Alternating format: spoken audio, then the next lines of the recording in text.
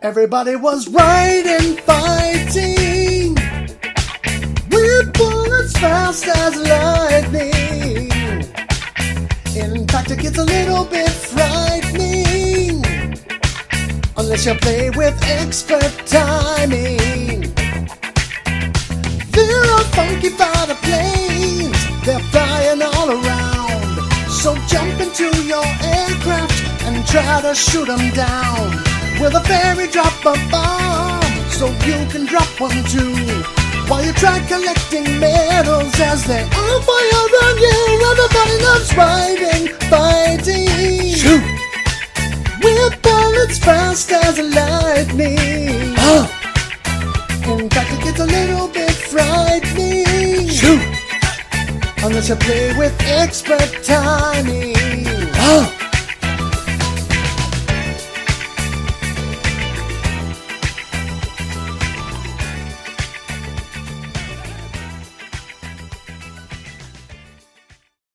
Shoot the Core Cast.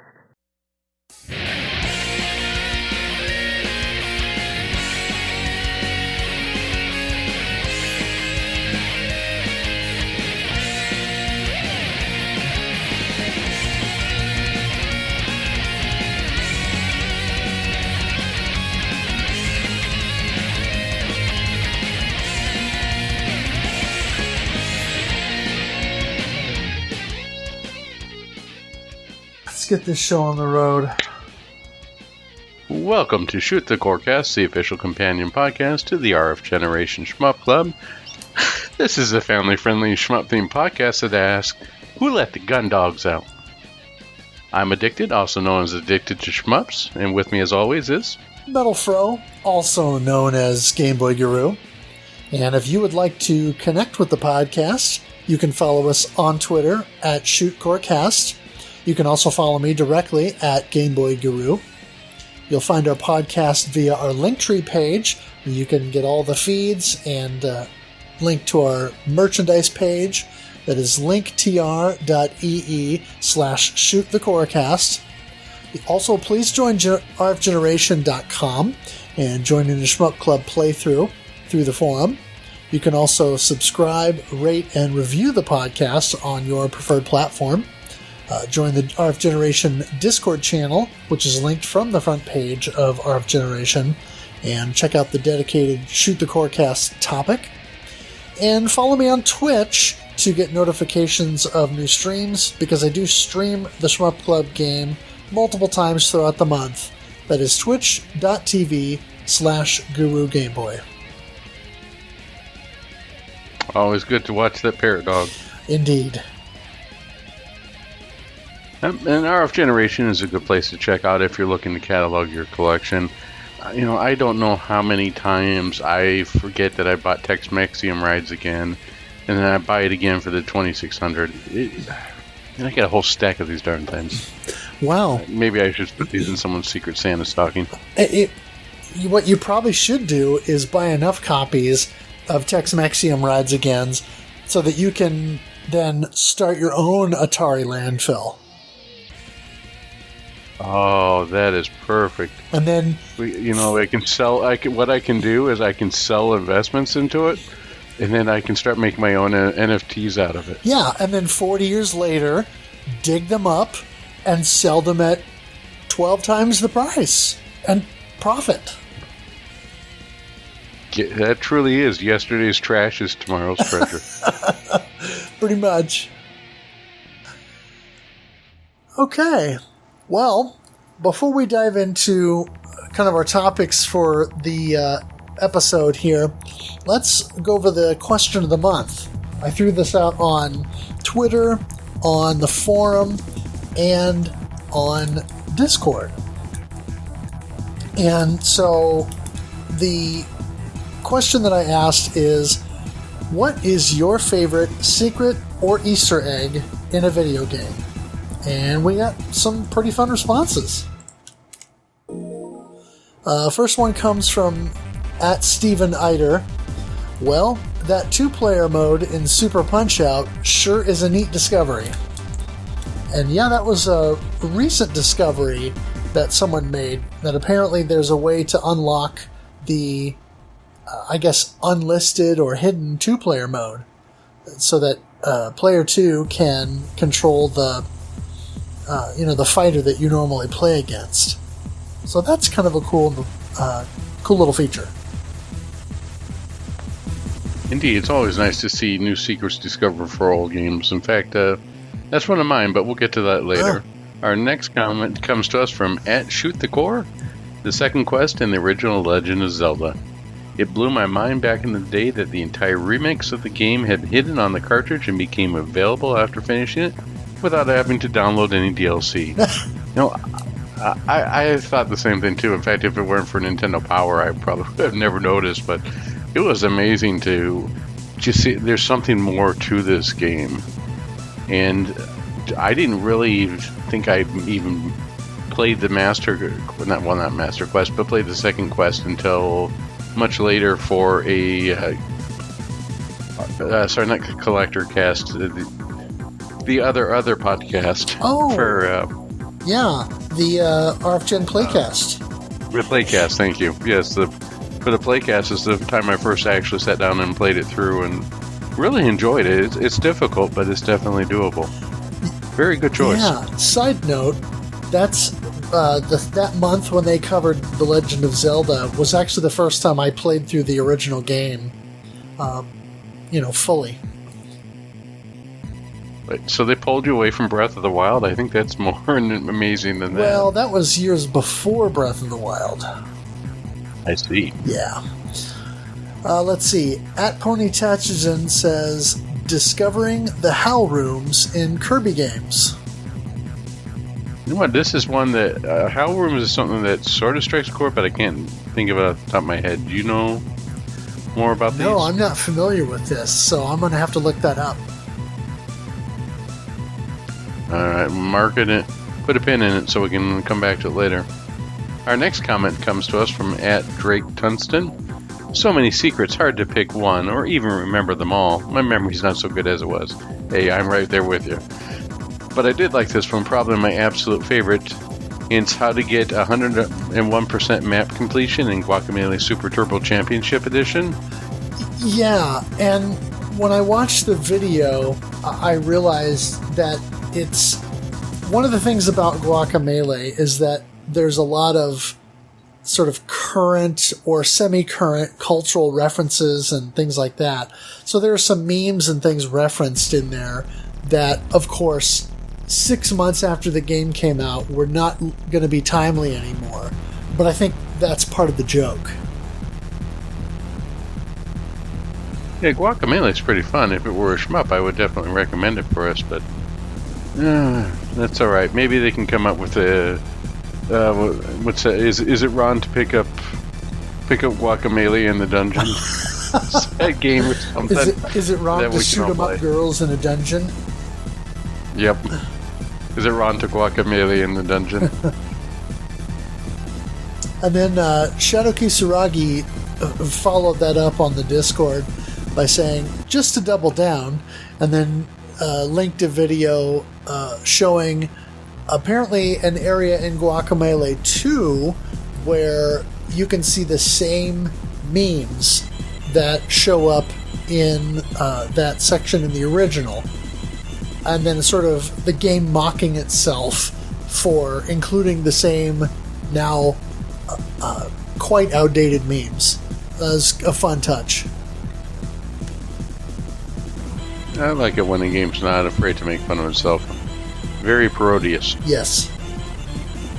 Our next comment comes to us from @LightningBeast.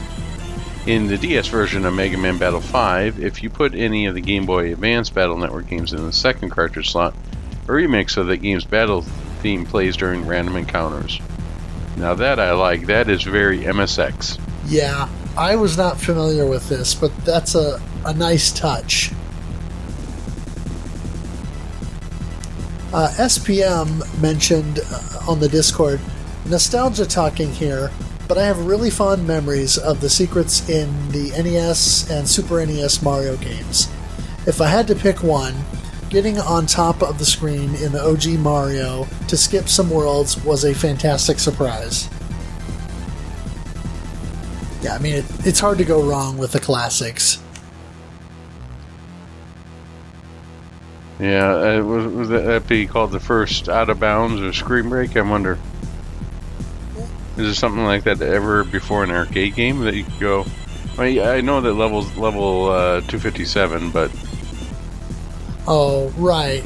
That's not quite within what we're looking for. You're talking about like the Pac-Man kill screen, right? So something where it would actually be ingrained. I mean, if you go on the scoreboard in Super Mario, the game doesn't freeze, so it's not minus world. The game sort of does, but not quite the same way. I wonder if that's the first example of that. Could be. Weird sort of boundary break. Yeah. Our next comment comes to us from Schlarp. Love the username. I don't remember many Easter eggs, but the allusion in Maniac Mansion to rescue on Fractalis. In one of the rooms in the telescope you need to line to solve a problem, but when aligned differently, you see the alien sequence from Rescue on Fractalis. Maniac Mansion is one of those games that I swear has at least 5 to 10 Easter eggs. Oh, yeah. I mean, microwaving the hamster? Who didn't do that? Exactly. Maniac Mansion is such a great game on there. And especially the sequel, Day of the Tentacle. Love those two games. Nice. Although I think I spent more with Dot than I did with the original Maniac Mansion. Huh. Do you play it on the NES? Did you play the NES version like many people got the experience to, or you played on the Apple, or what did you? Now, actually, I confessed after Schlarp post that I haven't played Maniac Mansion. I have the NES cart that I picked up cheap, but I've still never played the game. So Schlarp recommended the remake or remaster or whatever on Steam for some quality of life and other reasons. There is also since you got yourself a Mister, try the Famicom version. Because they took it and then someone says, this is not anime enough. So they made it anime. Oh. It's definitely a different look. That's interesting. Yeah, give it a try. Okay. Play it on Steam, Guru Plays. Yeah. There you go. At King Cannibal said, it's always going to be the spooky Sonic CD Easter egg. And I wasn't familiar with this, but...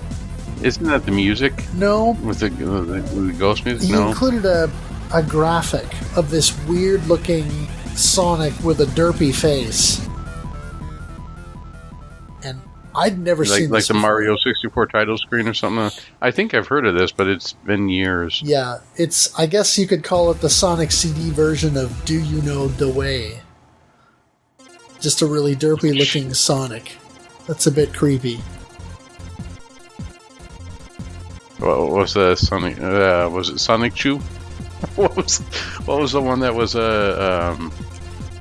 there was one that people were making fun of. Though I imagine that we're hitting the tip of the Titanic iceberg if we start looking at Sonic memes.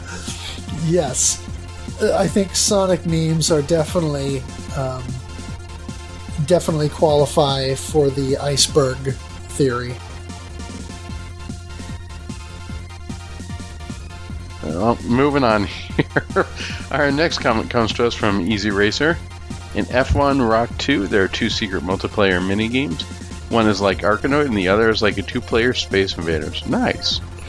This I didn't know. Yeah, it's kind of like the the Galaxian minigame in Ridge Racer, I think. Oh yeah, the one that they copyrighted for a good long while. Right. Stuff like that. Yeah, I think the only other one that was able to get through it before then was the Deep Scan, wasn't it? in the Saturn version of Die Hard Arcade, so that was the way you earned credits. Oh, okay. Well, but Galaxian and Ridge Racer were both Namco, so... Right. And didn't they also have one for Tekken 2? I mean, I don't mean Tekken 2 as in the sequel, like the original Tekken. Oh, yeah, you might be right. I think they did. So, but I know that they had copyrighted the game within the game. I'm not sure if that expired. Right.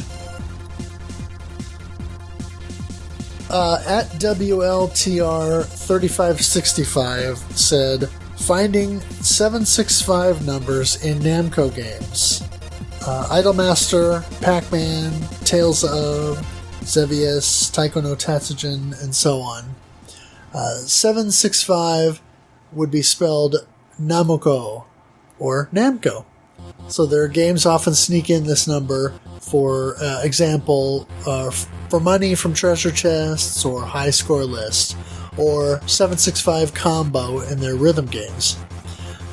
And this is similar to Konami with their, is it 573, I think? Konami. And they like to use that, or maybe it's 873. I think that's right. 873 with Konami games.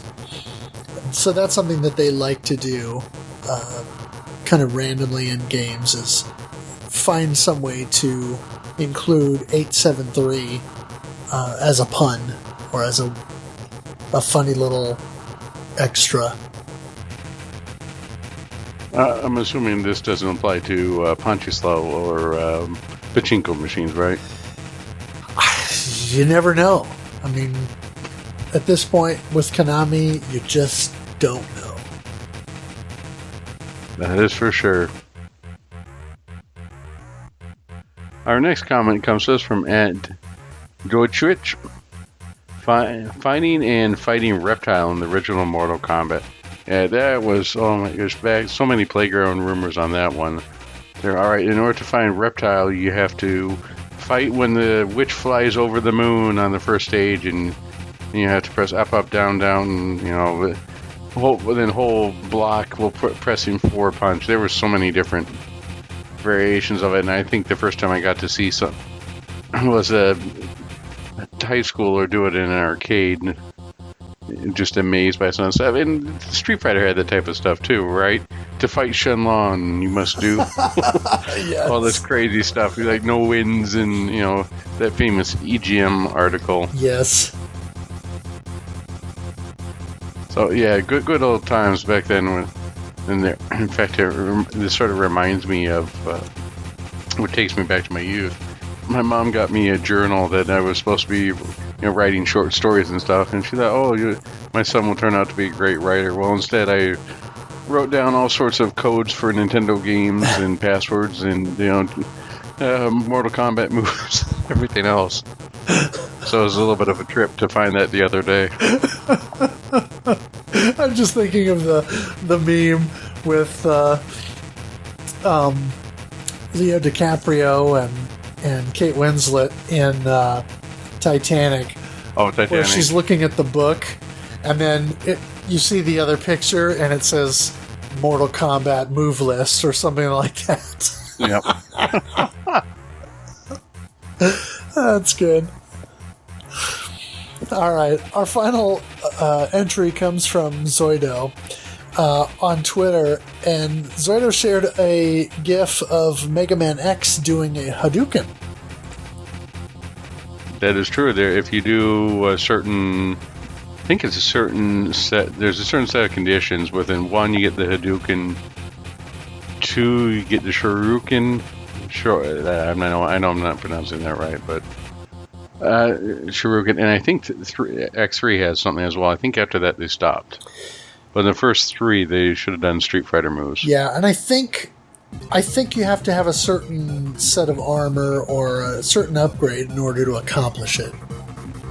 Right, you have to get all the armor pieces. It's been a while. I did see somebody do it. It was a pretty neat little Easter egg in there. Yeah.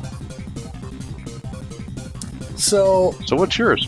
Mine, I'm going to go back to the well, and I'm going to go back to Lightning Force again. Because most of the Easter eggs and things that I was aware of as a kid were things that either my friends discovered, or I heard about at school, or people I knew who had Nintendo Power subscriptions would mention them.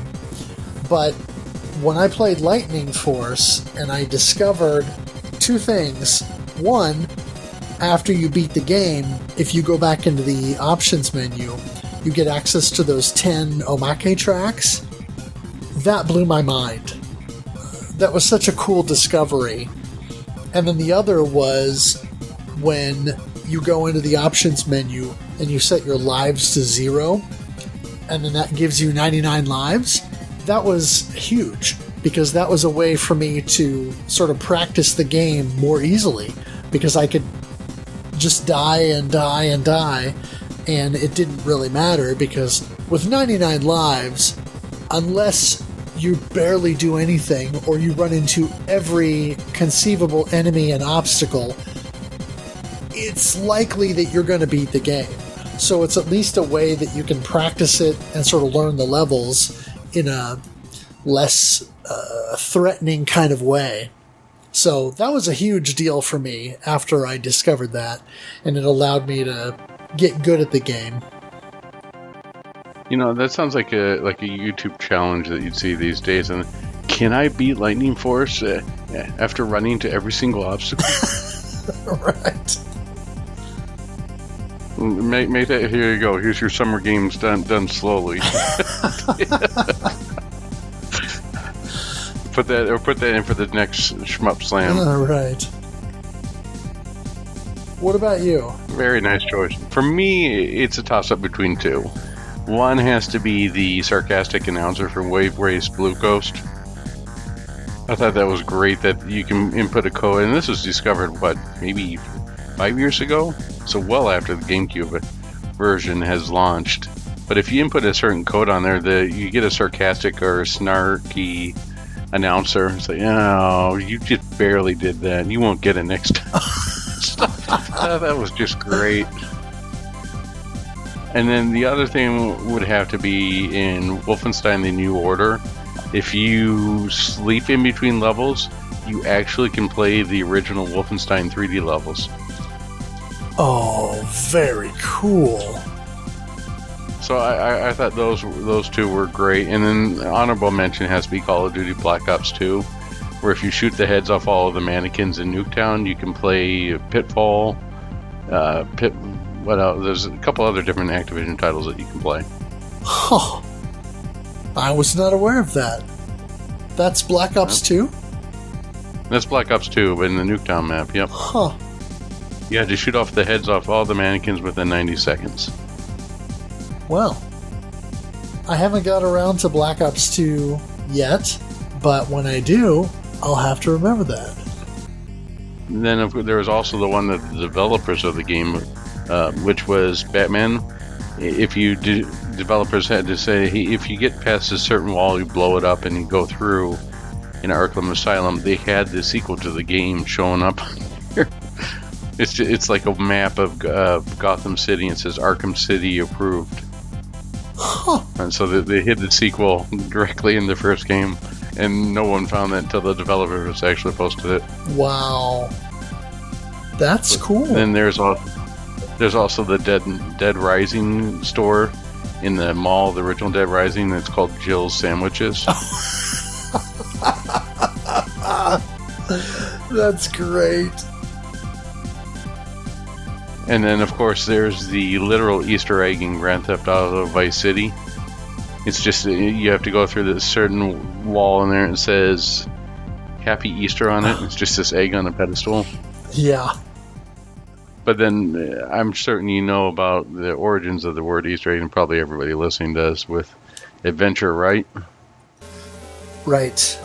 I had a friend show me that when I was probably in 4th grade or so, and it just blew my mind that somebody actually had his initials in there in the game, and the game itself was so ambitious, and I didn't quite understand the ducks at the time, but everything else made sense. Yeah.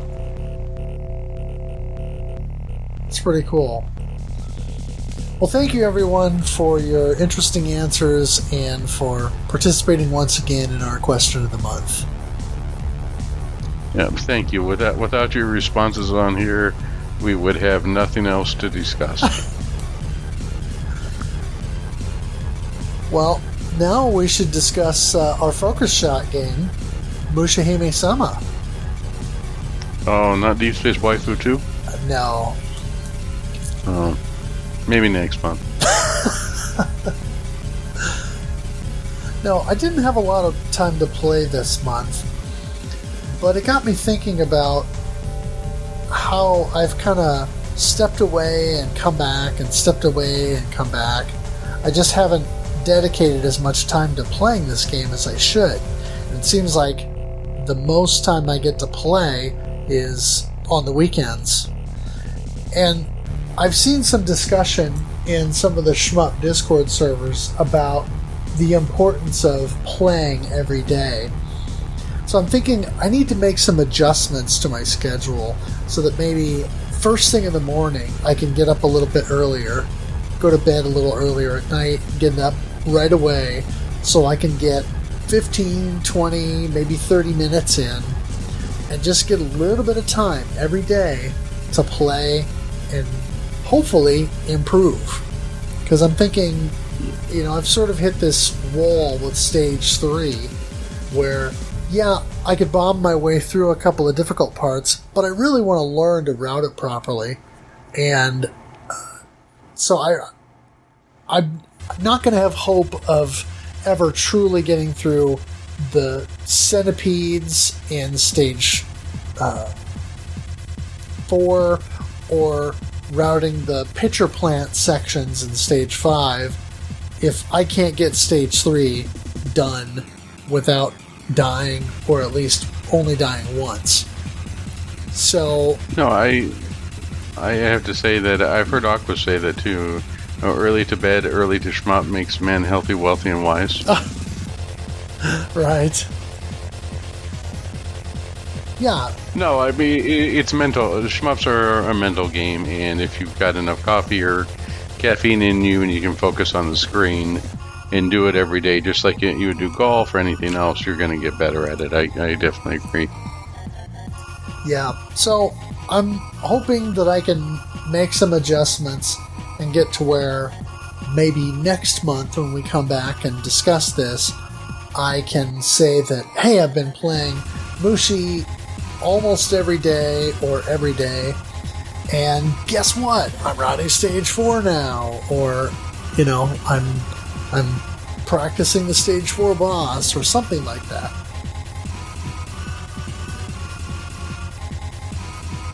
Yeah, I found myself heading back after a while and shaking off a lot of rust myself. I went through Stage 4 because I'm not so sure how much more I could take with Stage 3 at the moment. Right. In Stage 4, at first I thought it was really fast, but now it appears to be moving quite slow. The only spot where I sort of get stuck on, and it took me like 2 tries, I'm like, man, this Stage 4 mid-boss is hard. I'm like, this is going to be hard. So then I went and tried it straight at the Stage 4 mid-boss, and of course I beat him on the first try. So wow. I don't know what's going on. Well, that was after 3 or 4 attempts where I got at least destroyed once or twice. So I don't know. So it's definitely easier. And then those big centipedes, those are definitely trouble there. But I'm getting better at routing through there. My biggest benefit has been switching from, well, I have a 3-monitor setup from where I normally play at what's normally called the STG station, and I was playing on the computer because it makes things a little bit easier for loading stuff, and I don't have to keep moving the switch around. So I can play on either the 32-inch monitor, which is up on top, or I can play on one of the 24-inch monitors below. When I switch to 24-inch monitor, it's so much easier for me to keep track of the bullets.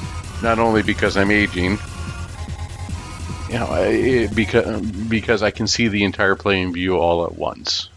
And I said, for me, I will take a smaller play field any day. I don't think I could deal with like a 50-inch Tate screen or something with this. It would just be too much for me to try and look at. I need to be able to quickly grasp where everything is at once.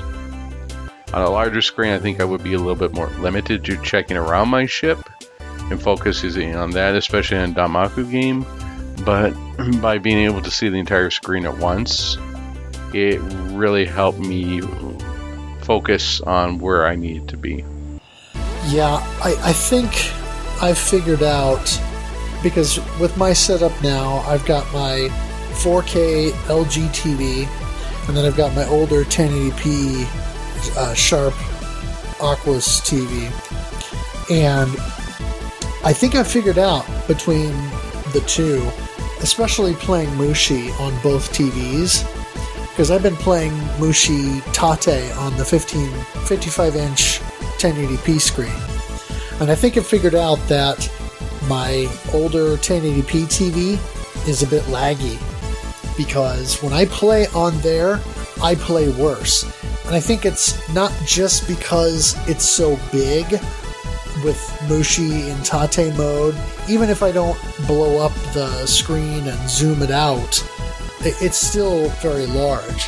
Whereas if I'm on the 4K TV, even though it's in standard horizontal view, and I'm only getting that center section of the screen, not only is it more right-sized based on my distance to the TV, but the LG is very responsive. And so I think between those two things, I'm going to have to resign myself to just not using the Sharp for Mushi, at least. Maybe other shmups will fare better, but this one I'm going to have to play on the Sharp. So now I'm thinking, okay, at some point I'm going to have to look at maybe a 40-inch 4K TV or something with good response time, so that I can actually mount that on the Visa mount on this TV cart that I've got set up here, or this rolling stand, and then use that as my Tate screen instead of the 55-inch. You gonna spin that monitor around like a prize wheel at a fair? Not quite. More like Wheel of Fish. A wheel of fish. Get me a red snapper. Oh, there you go. For me, the bigger the monitor is, the little bit more of a headache that I have on there, so it's a little bit easier to there. And I also, as you mentioned, with the TVs have gotten a lot better, especially with refresh rates and accepting different resolutions, and it's pretty evident to see what types of lag you have. Even on I recently gave up a 46-inch TV because the thing, it was LCD, but it weighed as much as a CRT. The thing was heavy as heck, and it just wasn't worth keeping around because the amount of lag made STGs almost unplayable. Yeah, I'm finding that more and more. It never bothered me that much in the past, the latency. But the more I play fast action games that require a certain degree of response and kind of fast twitch action, the more I realize that, we had it good when we were playing these games on CRT screens, and it's all analog technology, because you didn't necessarily have to worry about latency, whereas with these kinds of screens now, there's a lot of that you have to factor in. It sort of reminds me of, this is old to pull in here, but Jeff Foxworthy joke, you might be a redneck. You might be converting to Mark MSX if you... that guy is all about lag. Yep.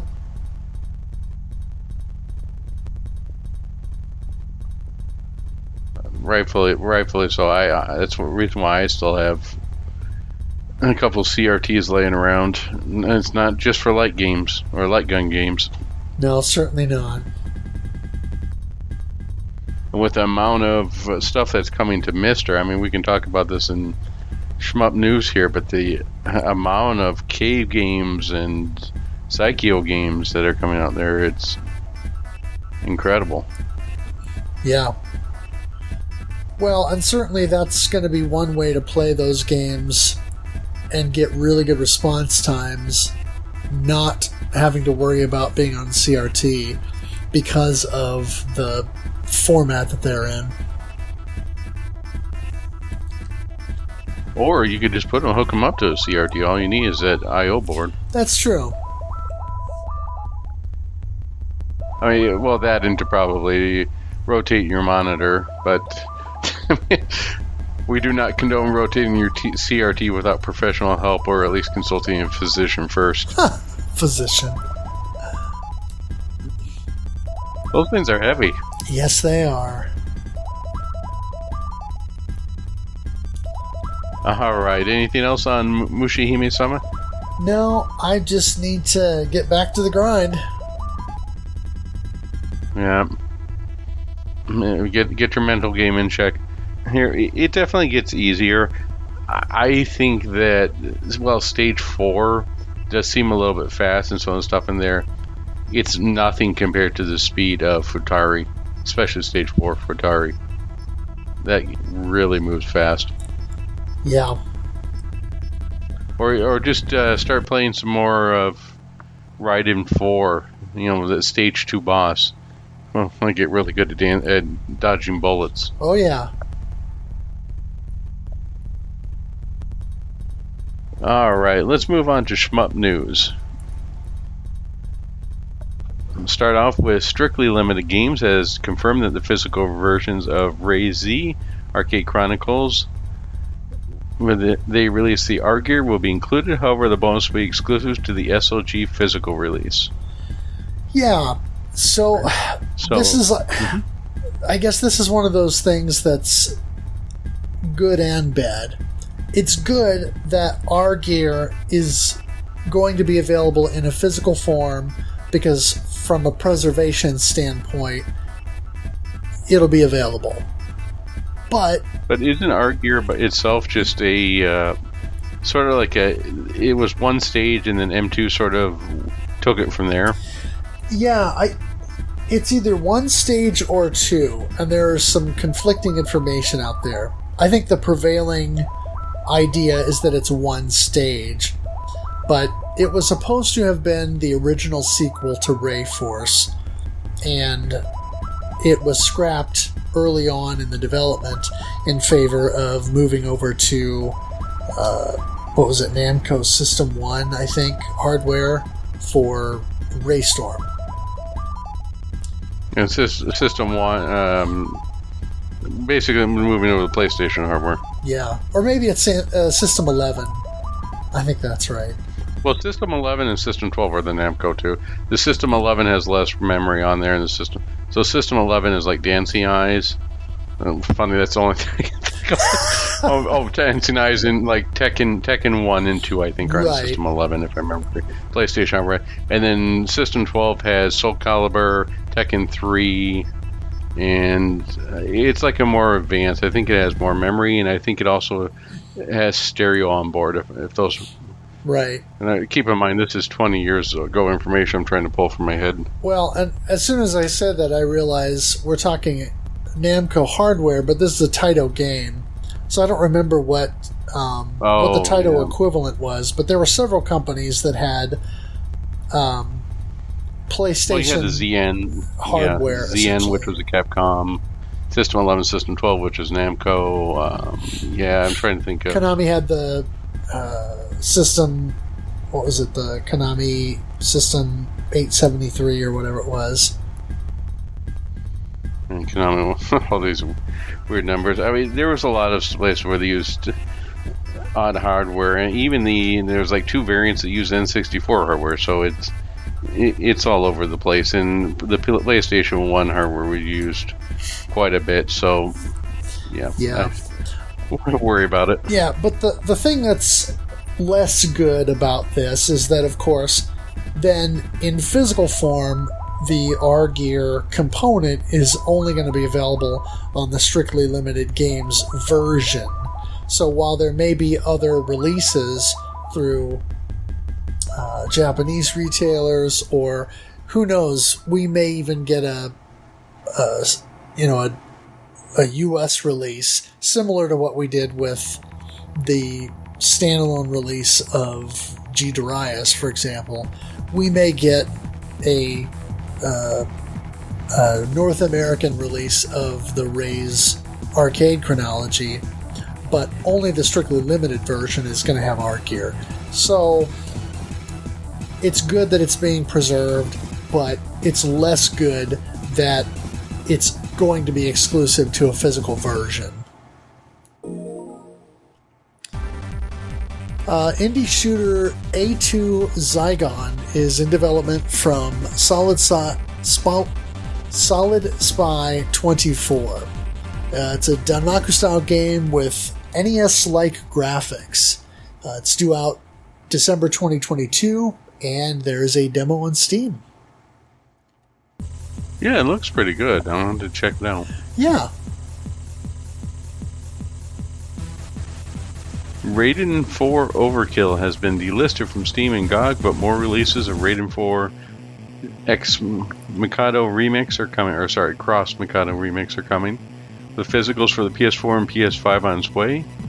NIS America will be handling those. I have to say, if you had told me what the most re-release shmup was, originally I would have probably said the original Gradius. There may be Life Force, but I'm beginning to think it might be Raiden 4. Yeah, Raiden 4 has a lot of legs. I mean, it's been put out there many times over the years, and there's got to be a reason for that. And I know Ed said that the most viewed Bullet Heaven video was his Raiden 4 review. Yeah, it's definitely a good game. It's definitely hard. It's not Gradius 3 hard, but it definitely pushes you. Oh, for sure. We'll talk about that next month. Yes. There's a Steam page up now for NG Dev Team's forthcoming Danmaku STG Gunvein, and it is still slated for release this year. This game's looking really good. Which you will never see the eShop until 2025 because they will complain about piracy on the Dreamcast, and then we will. But they will sell exactly 200 physical copies, which will sell out almost immediately. No, it took me forever to get a copy of their last game. I swear it. And it's still freaking expensive. Oh, yes. It doesn't matter what it is. I mean, I appreciate that they put it on there, and I think they should. And I'm glad that Shmup Junkie called them out on it. Because they should have more people playing it. Yes. Hopefully they got enough to make that investment back, because it should be out there. It's worthy of people playing it. And I hope they put more stuff out there. Like, they're doing, what's the other game that they're working on? I keep wanting to call it Gun Force, but that's not it. The Turrican-like. Oh, yes. Gunlord X, or the sequel to Gunlord X. Yep, Gunlord X2, yep. So I'm looking forward to that as well, and I hope that they had the foresight to bring that to the eShop. Yeah, I do too. I mean, obviously, if they're doing a digital release on Steam, there's already precedent for that. So hopefully this means that when it gets moved over to console, we see both digital and physical releases. Yeah, definitely. Here's hoping. So, Yars Recharged has been announced, a new take on the Yars Revenge formula with large open levels, multi-directional shooting, and multiplayer. I always liked Yars Revenge. It was one of those Atari 2600 games that I played, years and years after the fact and still enjoyed. But I wonder how much you can change up the formula on this. If you watch the trailer, it looks quite a bit different, because the original concept is so simple, where you just shoot through the shield and breach that, and then get to where you can sort of bait the enemy targeting reticle to fire at you, and then get out of the way, and then the enemy is exposed and you can go take it out and just rinse and repeat. This is a lot more complex if you look at the video that's out there. So it definitely looks like they've taken the formula and added to it. Sounds good. I'll have to take a look. Raging Blasters from Terrarin Games is finally out on the North American Nintendo Switch eShop. I've been looking forward to this. I've kind of drug my feet on creating a Japanese eShop account just because I don't want to deal with it, and I don't want to buy eShop cards and add money that way, and it's just a pain. So I haven't done it. But with the Switch version being improved over the Steam version, I'm definitely looking forward to this because it looks like a lot of fun. Yeah, Raging Blasters is definitely one that I want to take a look at. Maybe next year? Maybe so. Red Art Games has released a physical of No Drifter from developer, I'm going to butcher this name, so I apologize, Abong? Yeah, Arabong. Arabong, thank you. Is also publishing Shunrobi on the Nintendo Switch. Hopefully there's a physical. Yeah, I can't imagine there wouldn't be. I mean, Red Art Games has shadow dropped a couple of shmups on their website this year already. Rather than doing pre-orders, they just dropped IAI and Endocrisis, both of which they just sent out an email to their mailing list saying, hey, there's a game out there, 999 copies, it's on sale now, and you can just go buy it. And of course I did. I bought both. But with a game like Shino Ruby that has actually had some buzz over the last, I would say, year since it was kind of teased, I think it would be almost statistically unlikely for Red Art Games not to option that for a physical and then maybe make that one that is a larger pre-order. The funniest thing I've seen about Red Art Games is they'll sometimes do like Western releases. They did that for D-Lit in Wonderland, where it seems like we got 50 US copies, and then there's thousands of European copies out. I realize they're a European company. I have to say their US stuff is very limited. Right. I wanted to go back real quick. The hardware, arcade hardware for Raystorm was the Taito F1B, or FX1B, which also ran G Darius. That's right. It didn't run too much else on, but it also ran Fighters Impact. And Fighters Impact is a game that I want to go back to, because I heard some interesting things about it from Audi. Do you know who Audi is? Yes, from DF More Retro? recently from Digital Foundry. Yeah, from DF Retro and Digital Foundry. The Bubsy Maniac.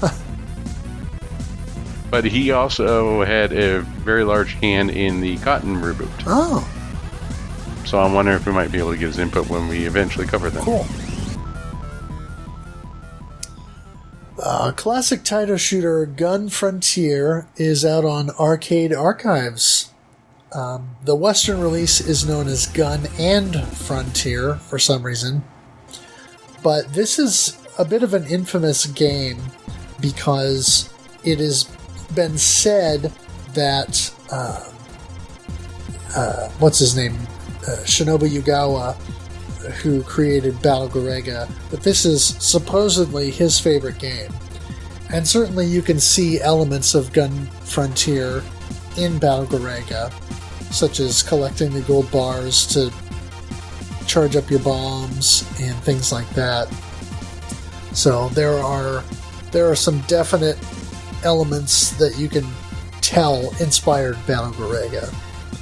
But it's an interesting game. Yeah, I'm definitely looking forward to trying that out.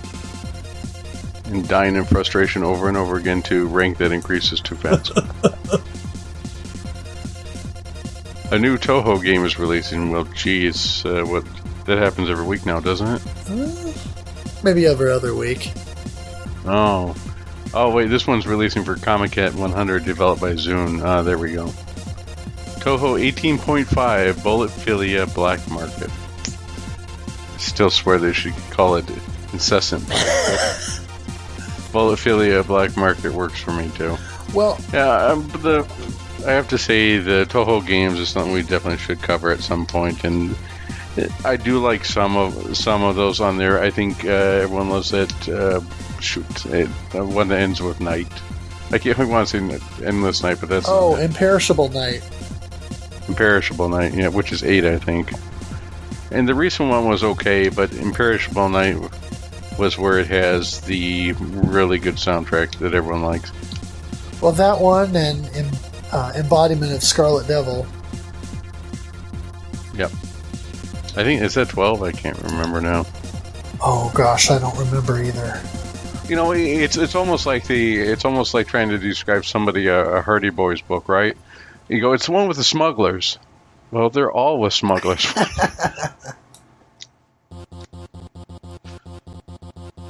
That being said, I do enjoy the Toho game. I think that they're a great introduction for STG games and Danmaku in general. I think they do a lot to get you trained on patterns on there. Even with a lot of the Raiden or even the Mushihime and something, you see a lot of those flower patterns that are very prevalent in the Toho games, and the music is always good. The only part I don't get is the fan base, but that's okay. I don't need to engage in that portion. Right. Yeah, but I'm guessing because this is 18.5 and it's, the black market in the title, that it's sort of directly connected to Toho 18 unconnected marketeers.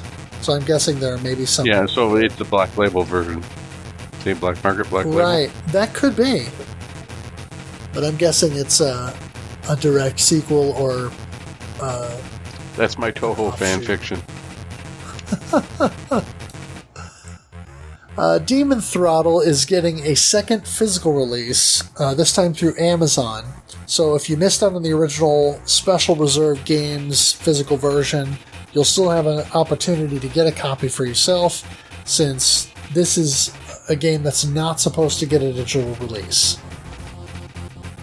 So for those of us who pre-ordered and succumbed to the FOMO on the original release, we paid more, and you can pay less.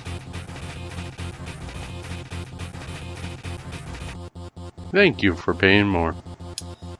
Yes. Well, I have my copy already, so... Yeah, and I definitely order it from Amazon, because if you order a copy, it means that we're eventually going to cover it here. Exactly.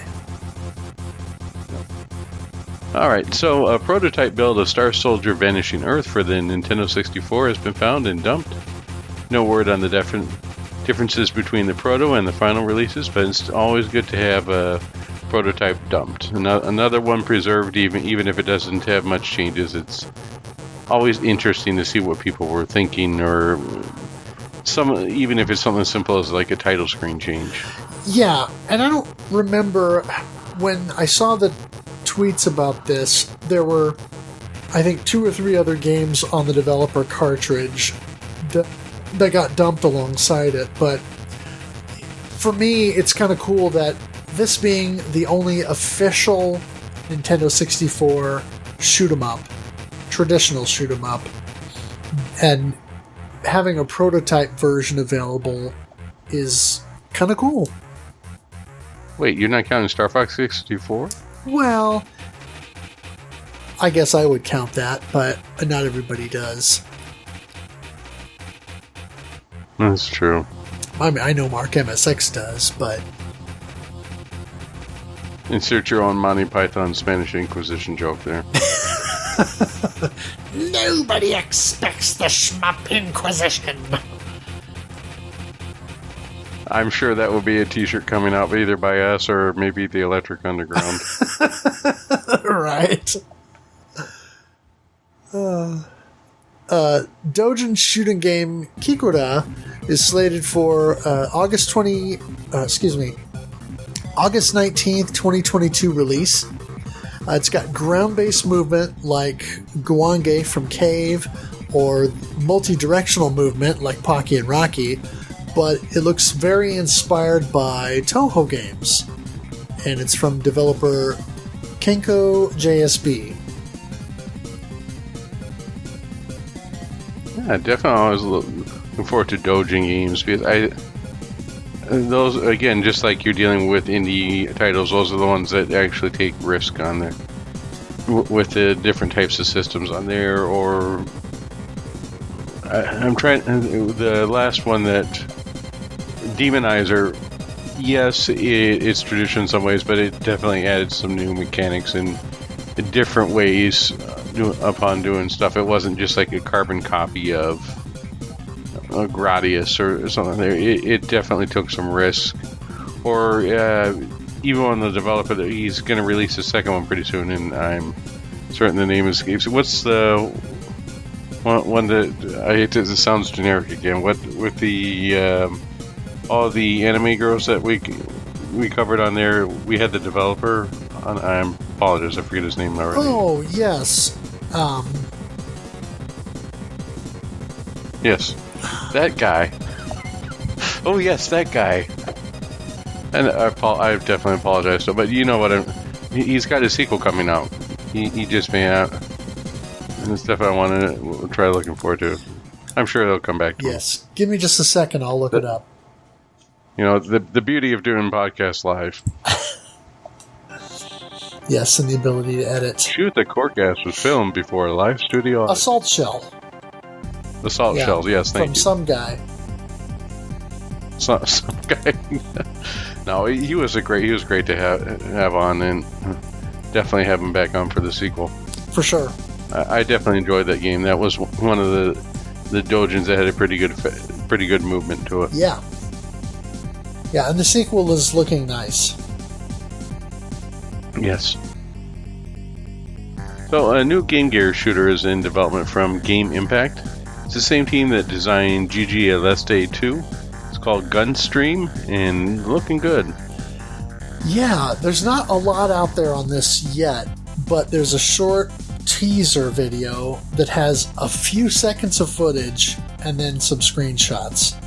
But it looks very much like a spiritual successor to GGLS 2, and I'm looking forward to this. Limited Run Games is doing a physical Super NES cartridge re-release of Rendering Rager R2, which is a visually impressive hybrid run and gun and shmup. And as of this recording, pre-orders close on September 4th. So by the time this episode comes out, you'll probably only have a week or so, maybe 2 weeks, to get that in. So definitely, if you're interested, go check that out. Yeah, that's one of those games that's really pricey to get now for original copy.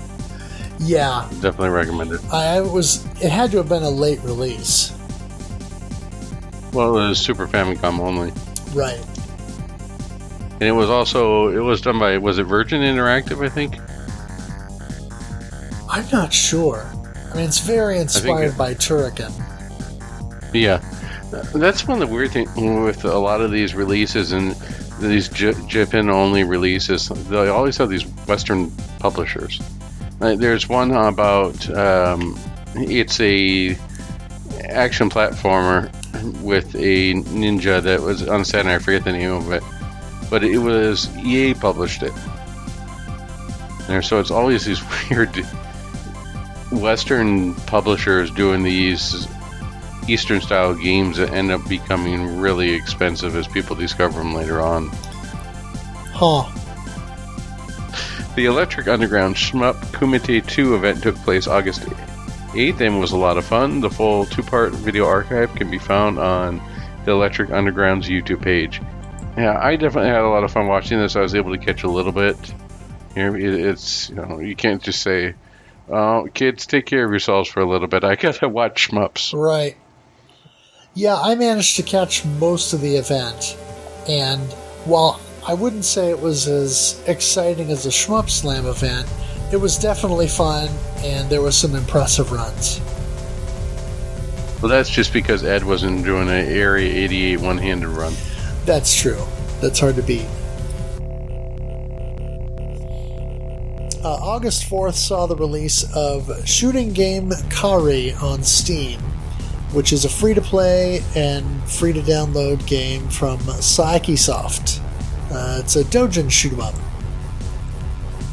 Yeah, Shooting Game Kari. So if you have a Steam account, go check that out. Sounds good. Japanese doujin developer Cider Skane, is that how you pronounce that? I think so.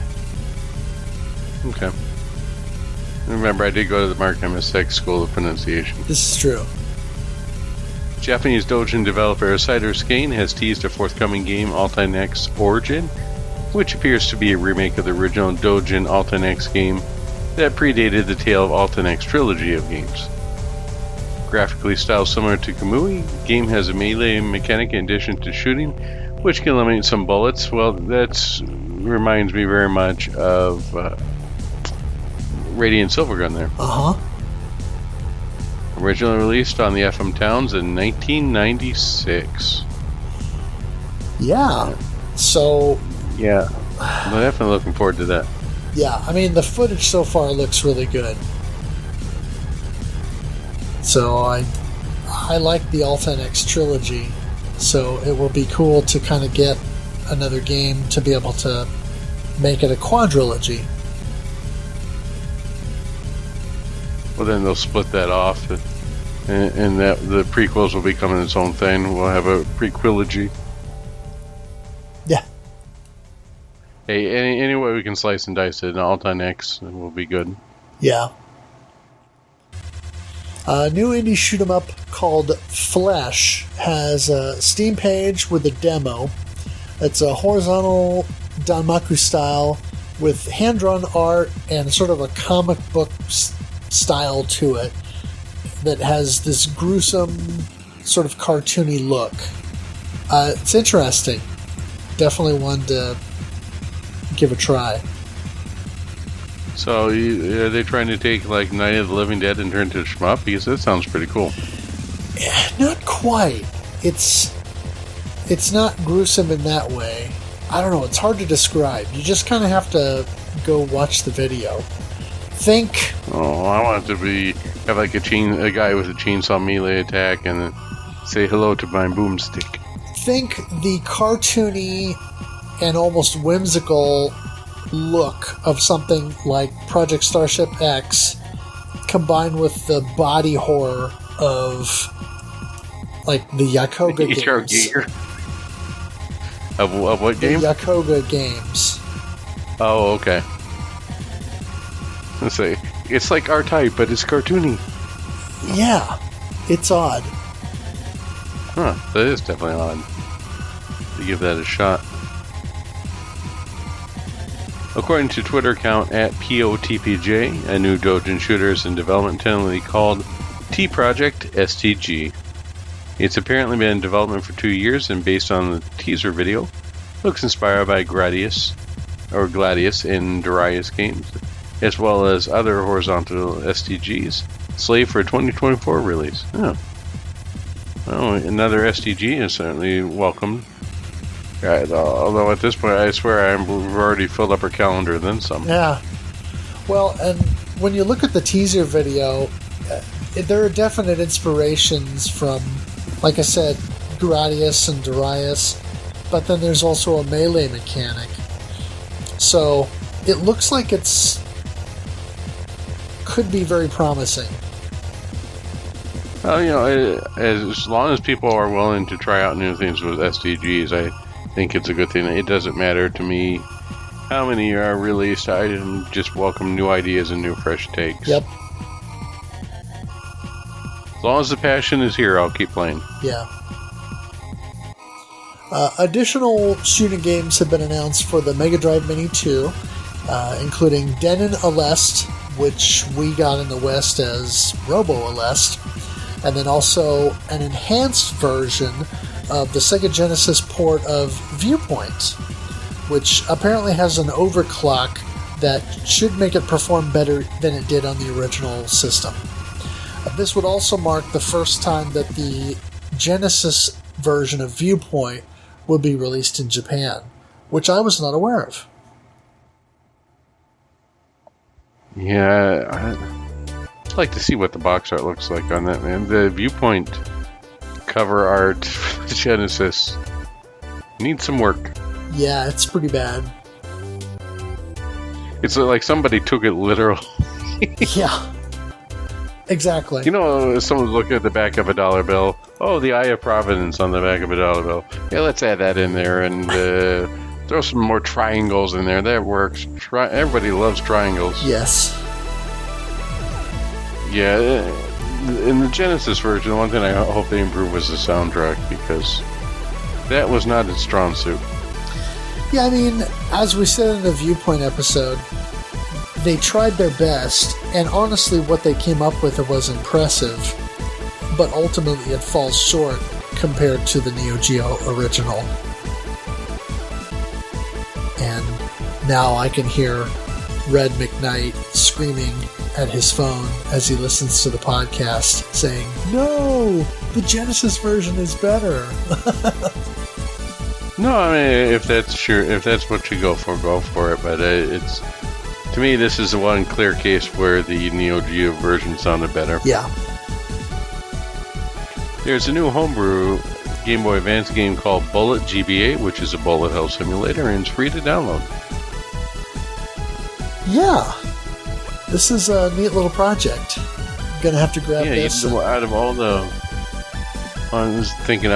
stuff that you hear for that people are developing these days, Game Boy Advance doesn't come out too often. No.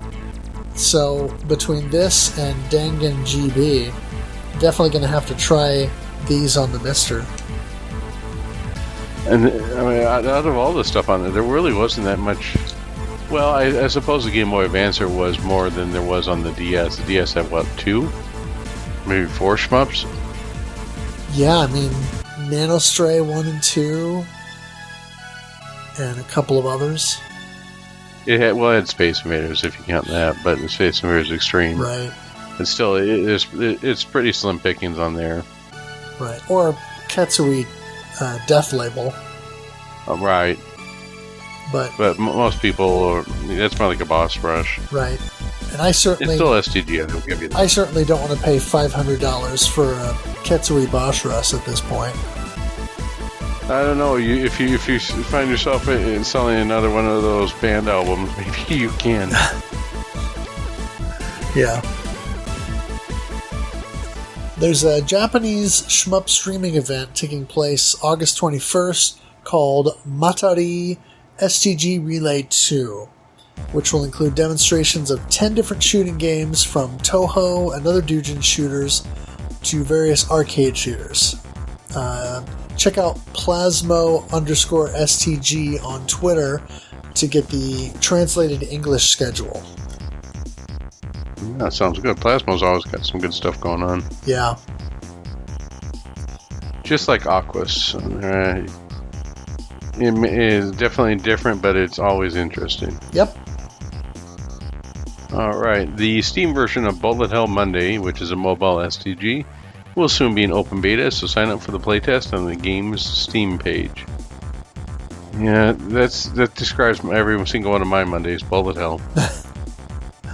Yeah, I'll be curious to see if the analog control is kind of replicated in, or the fine control is replicated in the Steam release by either allowing you to use a mouse or with analog control, with real analog control. There's a new browser-based Doujin SDG called Shun. It's available on the Unity Room site, and it was apparently AI generated, and the images are all based on stuff generated in Midjourney. It's a simple one-life short score attack game. I messed around with this for a few minutes, and this is impressive. It obviously would need some work to be polished if the dev was going to do something more serious with it, but it certainly is a neat little time waster. I'll have to give it a shot. At first when you said Shun, I thought maybe they were just doing a rip-off of Schoon. Yeah, no. But this sounds more interesting. No slow submarines in this game. Yeah. Although, I gotta love the Famicom version of that with those Irem red carts. Yeah. Well, they weren't red, but they had the LEDs in there. Yep. Yep. I wonder if someone just saw 2001: A Space Odyssey and said, you know what all our cartridges need? We need to put HAL into all of our cartridges. Give me a big red LED. Yes. Well, in sad news here, the final episode of the venerable Bullet Heaven series of reviews on YouTube has been released, covering the game Shotensu Breaking, aka Ironclad. Studio Mudplants has retired from the series in favor of other types of content. They will continue to stream and release videos, just no more specifically focused shmup reviews. And I think that's a good thing for him, because it's doing shmups all the time, going full shmups, is extremely hard to do, and the burnout risk is extremely high. I think that you need to balance that with some stuff. I mean, even, I don't play shmups exclusively, and I'm certain you don't. You need a more than just shmups in your diet in order to maintain a healthy gaming balance. Yeah. Well, and especially, Ed's been doing that for 13 years, so he certainly has earned himself a break and the ability to diversify his content. So I sort of jokingly look at him, or could put him inside the Grinch. For 13 years now, I have played these games, and the noise. No, we could probably make like a Grinch parody out of that pretty easily. Right. Yeah, but I mean, he's played his fair share of Kasuge too, I'm sure. Yeah. Well, hats off to Ed for certainly keeping interest in the genre alive during a time when the genre was all but dead, and helping to revive the genre in a lot of ways to where now it's in a much healthier place than it was a decade ago. Yeah, I definitely contribute Ed to having a huge impact on there. I remember when Mark MSX first started, that he was lamenting, like, how do we get people involved in shmups? And I don't see that question brought up anymore. I think there is enough of a base to support shmups that are created, and there's enough of a passion to that, and shmups that are released do so. I mean, look at Pocky and Rocky.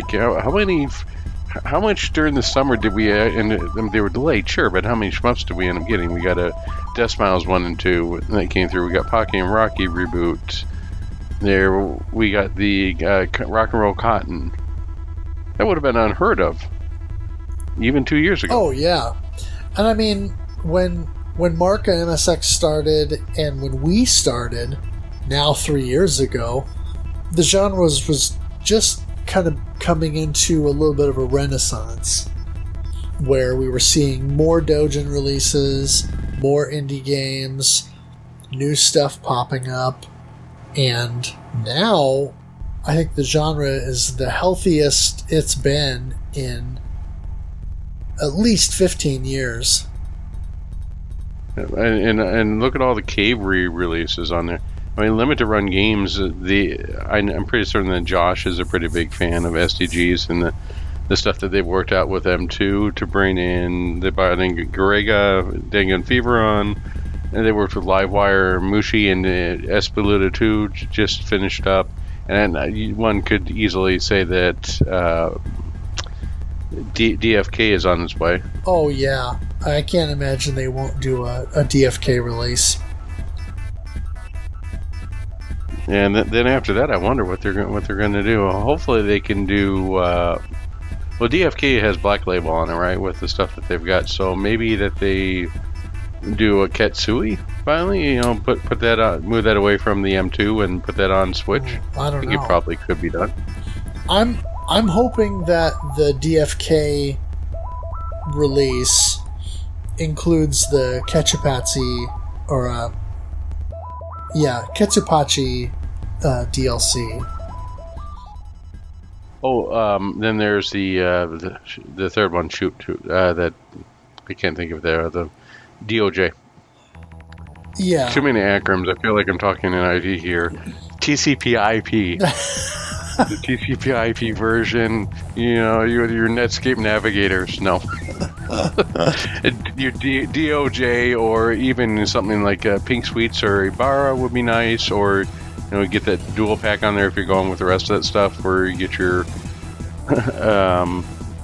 Pink Sweets / Moochie Moochie Pork on there. Heck, I'll even take Moochie Moochie Pork by itself. Right.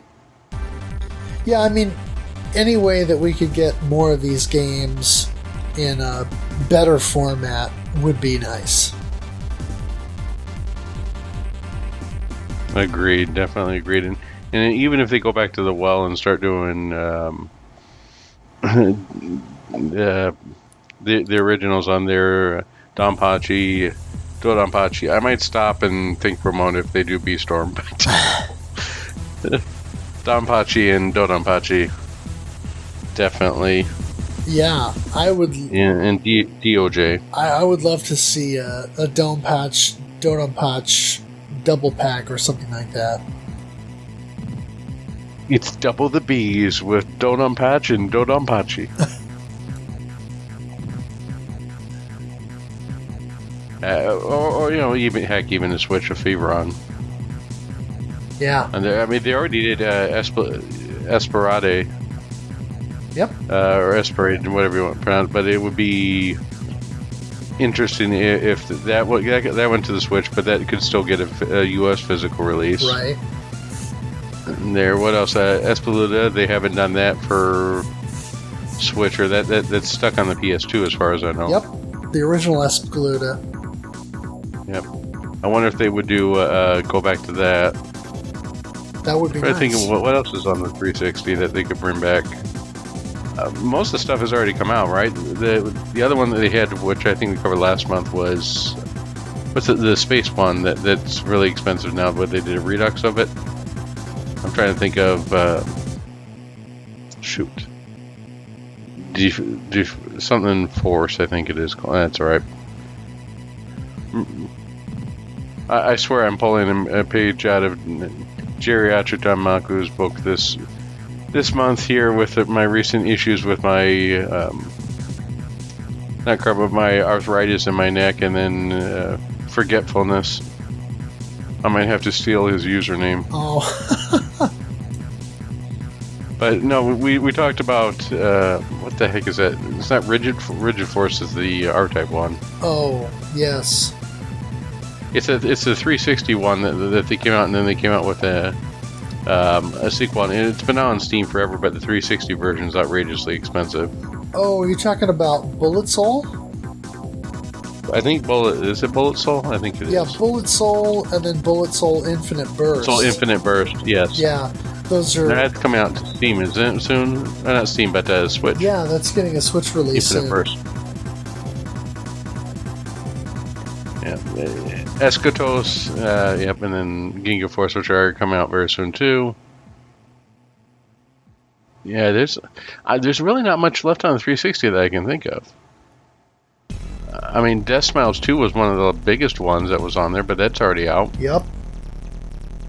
And DFK had the black label that a lot of people seem to like, but that's was combined in with the Switch release, and that's coming with probably before the end of the year from Limited Run Games. Right, and Akai Katana is getting another release.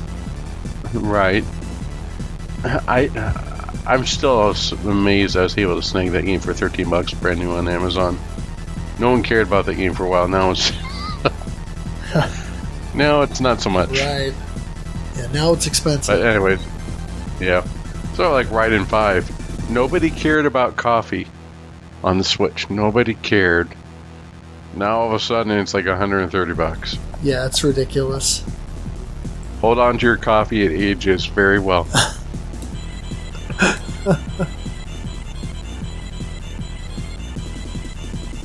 Yeah, so let's shout out our participants for the month. We had you and I, of course.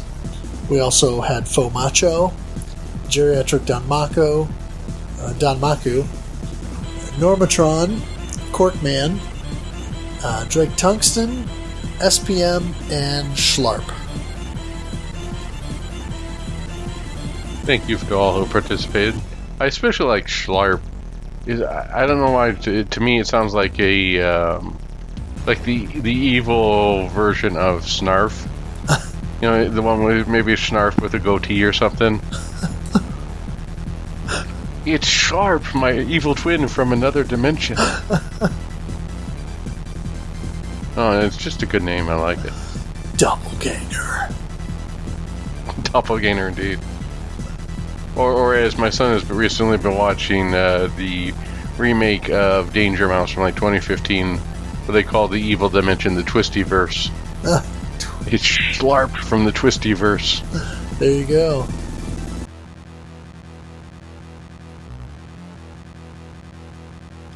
Alright, so now that we've given a nonsensical start to this, let's continue on here. Our game of the month for July was Raiden Fighters. And Raiden Fighters was released in arcades in November 1996, developed and published by Seibu Kaihatsu. This game ran on Seibu SPI hardware, which used an Intel 386DX CPU, which means it has a math coprocessor, a custom Seibu graphics chip, as well as a Yamaha YMF271F and Zilog Z80AP8 for sound processing. Each game is a small data board that connects to the mainboard, so the system is modular. Other Seibu SPI games include Viper Phase 1, Raiden Fighters 2, and Raiden Fighters Jet. Really good lineup there. No trouble. Originally, the game was going to be called Gundogs, but Seibu changed the name shortly after the game's release. There's some early promotional material out there with the Gundogs logo, branding, but even some magazine coverage. From everything I've been reading on this, they changed it because the name Raiden was just a bigger marquee name to attract. Yep. Japanese magazine Game Machine listed Raiden Fighters in the December 15th, 1996 issue as the third most popular arcade game from those previous 2 weeks. A port to the Sega Saturn was planned for release in 1997 from Victor EA Japan, but was subsequently cancelled.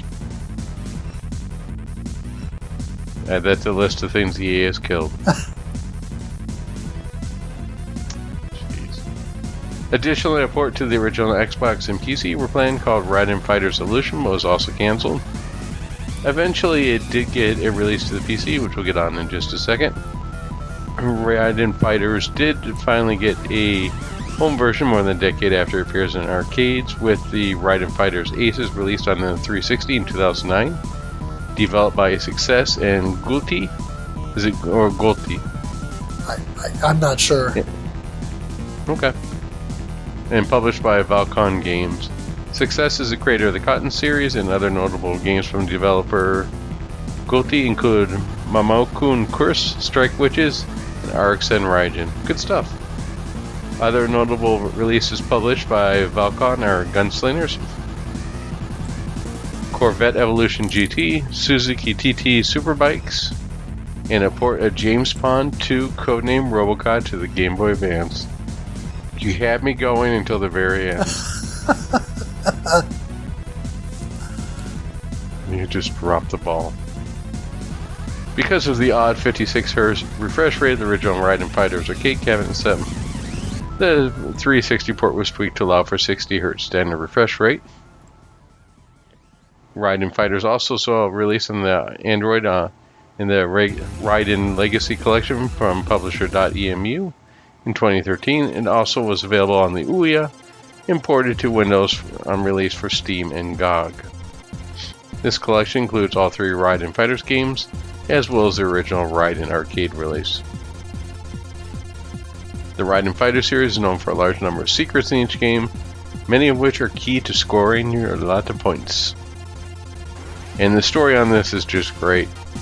It doesn't beat around the bush, it's just like, hey, bad guy here, go destroy.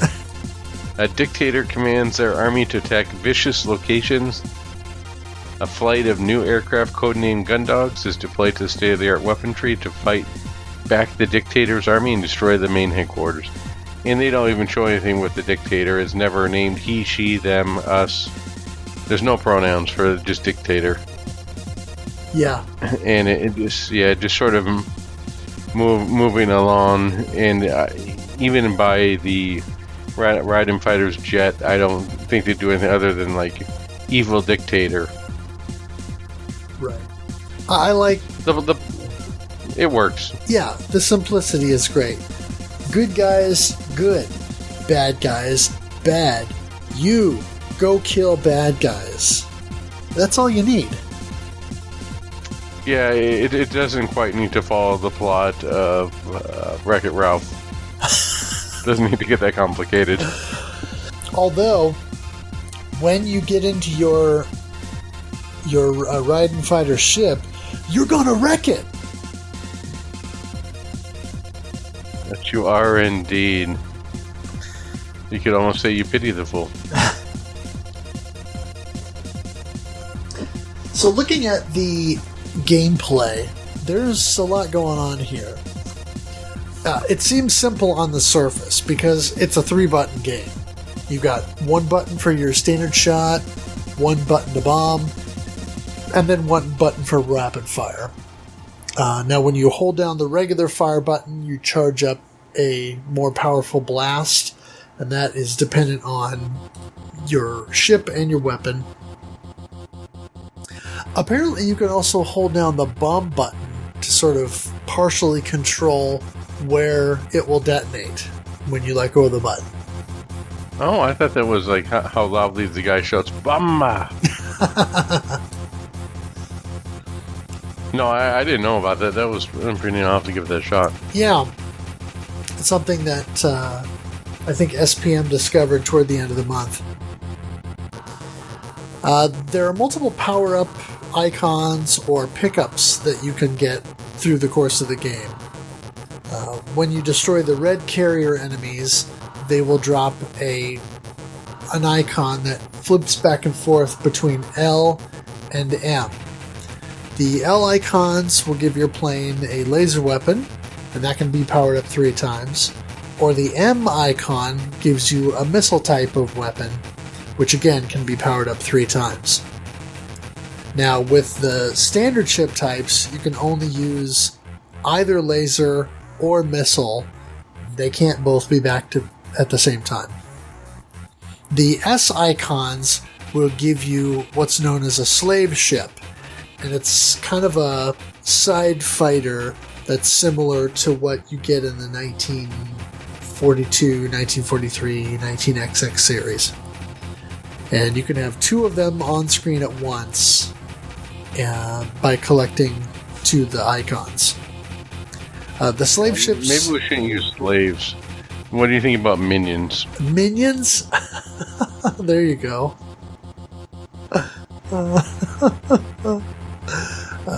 They're not yellow, though.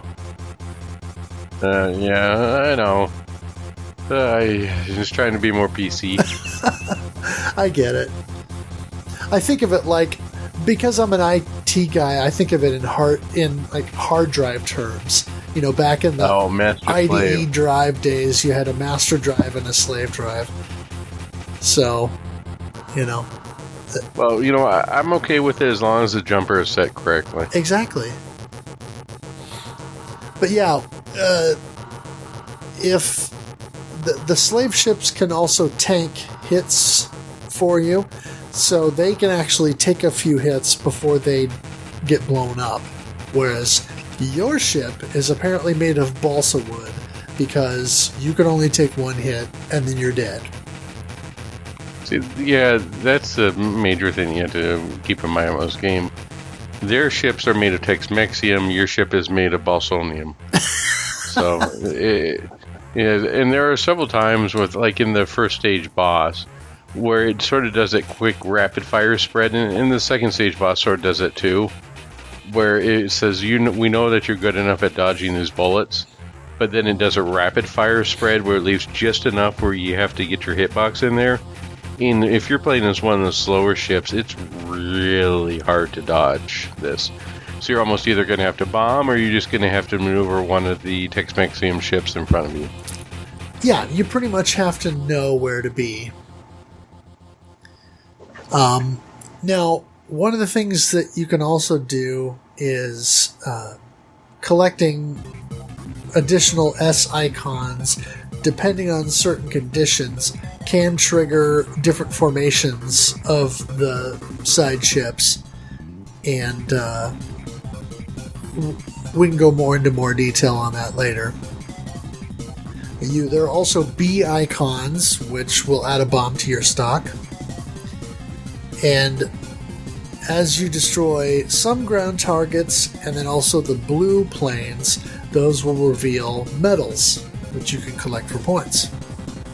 And those will go up in value as you go along, which again we'll expand upon later. You can also occasionally reveal a Miklus by hovering over a certain spot for a short period of time, a couple seconds or whatever. And then when you shoot the Miklus, it will give you medals. And then once you exhaust the medal stock, then you get points. Now, just to make sure we keep everyone on the same page, what is a Nicholas? The Miklus was a sort of Seibu Kaihatsu mascot. It's a squatty-looking little blue dragon thing. And when you reveal the Miklus in earlier Raiden games, it was always a bonus item, similar to the medals that you would get from the boxes you could destroy on the ground. And the Miklus would always grant you more points than just the standard medals. But in this game, they kind of serve a dual purpose. No, Capcom had something similar, right? Whether they put in with all their early Nintendo games. What the, was it Majin? What's the... You're talking about the Yashichi? Yashichi, yes, thank you. Yeah. You can also reveal fairies through different actions. So in the original Raiden, as we talked about, there are some spots that you can bomb or destroy to reveal a fairy. Well, in this game, the fairy situation is a little bit more complex. There are typically actions you have to fulfill in order to reveal a fairy. And then once you reveal a fairy, if you leave it on screen for about, 3 seconds or something like that, then the fairy will drop a bomb icon that you can pick up. And then you can pick up the fairy itself for more points. But you have to be careful because you can actually shoot and kill the fairy. The arcade original release starts out with 5 selectable planes. You've got the Aegis, which is the default plane, and that is kind of what features on the arcade flyer and the marquee. That's that yellowish plane. Yes. And it has kind of your mildly above average stats. So, average movement, average speed, average defense, and average attack fire, and then a balanced rapid fire rate. The Beast Arrow has very slow movement speed, but excellent defense and attack power, and a moderate rapid fire rate. The Chaser has fast movement, low defense, and low power, but a fast rapid fire rate. The Devastator has below average movement speed, but it has good defense and power, and a below average rapid fire. And then the Endeavor has below average movement speed and defense, but above average power and a fast rapid shot. And then the ship selection screen also has a question mark option, which, like a lot of fighting games, will give you a random selection. So, question time. What ships did you use? Toward the end of the month, I found myself favoring the Devastator and the Endeavor. But they're all interesting to some degree. The Beast Arrow, I think I could learn to use. See, I really started out with the Devastator because I like, that's the one that looks like the P-38 if I remember correctly, and the basically green P-38, like the ship from 1942 and 1943. Uh-huh. That one seemed to really be good at dealing with the mid-range enemies, really cutting them down before they could leave the screen. A lot of the times I was getting the extra bonus points for cutting stuff off at the very top of the screen, or as soon as it was able to be destroyed with that ship. The only problem I ran into was it was really slow when you got into that special attacks from bosses, like the aforementioned tank on stage 1. Or even with one of the near death attack on the second stage boss, it became really difficult to maneuver your slave / minions in the correct formation without destroying yourself or having to bomb. So I switched over to the Endeavor, which had a little bit more speed, and then it had the what I refer to call like the bug zapper, or in this case the popcorn zapper. Oh. It was really quick at zapping all the popcorn enemies, especially with the laser shot. Yep. And that helped keep a lot of the screen clearance, so that way I could use the forward focus fire in order to destroy the mid-size enemies, and really helped me maneuver around more. It had enough speed to get it going. I wasn't trying to drive a tractor through the mud with this. It felt at least like I had a Jeep that I was trying to drive. Huh. Right. So it was good at being mobile, and it wasn't like overly there is a balsa wood type when there wasn't it. Was it the Spitfire that's in Strikers 1945? Was that the one that was there, or was it called the Mosquito? I can't remember, but there's a really fast one that, like, one shot and just kills it. Oh, I don't remember off the top of my head, but I know what you're yeah, talking but in about. Strikers, yeah, the balsa wood plane. But there was it was very similar to that, where it was just so fast it could fly around the screen. But the problem with this game is you're going to need to tackle those mid-range enemies no matter what. So no matter how fast you deal with the popcorn, you're still going to need some decent firework power to back it up, unless you're just really hammering away at that button or really good at the game. So it gives you a lot of options, but sort of pushes you in the general direction. I mean, the game wants you to play with the GS, otherwise that wouldn't be the forefront. That wouldn't be the marquee ship. Right. But realistically, the Devastator or the Endeavor seem to be where most people want to go. I'm a little bit surprised that there wasn't maybe a little bit more variety, because you could have gone a little bit more fantastical in this. Like, so let's say Strikers 1942 with the flying pancake.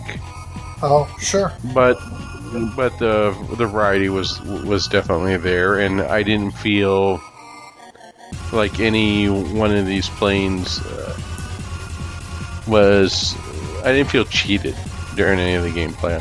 I didn't feel like the game was purposely trying to out to destroy me, like Greg or something, where the rank was increasing too fast, or it was very nice thoughtful playthrough, and every time I died, it was because either I had missed something or I didn't move in the right direction. and pleasantly surprised by this. I'll go on a little bit more later, but this is probably a game that I would go back to more than any of the regular Raiden games. Cool. Oh, and also, each of your primary planes starts with a bomb stock of 2. Now, in addition to the 5 main fighters, you can also unlock hidden craft. You've got the Raiden Mark II, which is, of course, the ship from Raiden 2. And that has slow movement speed and moderate defense, but is very powerful. I think it's the most powerful ship in the game. And it has a high rate of rapid fire.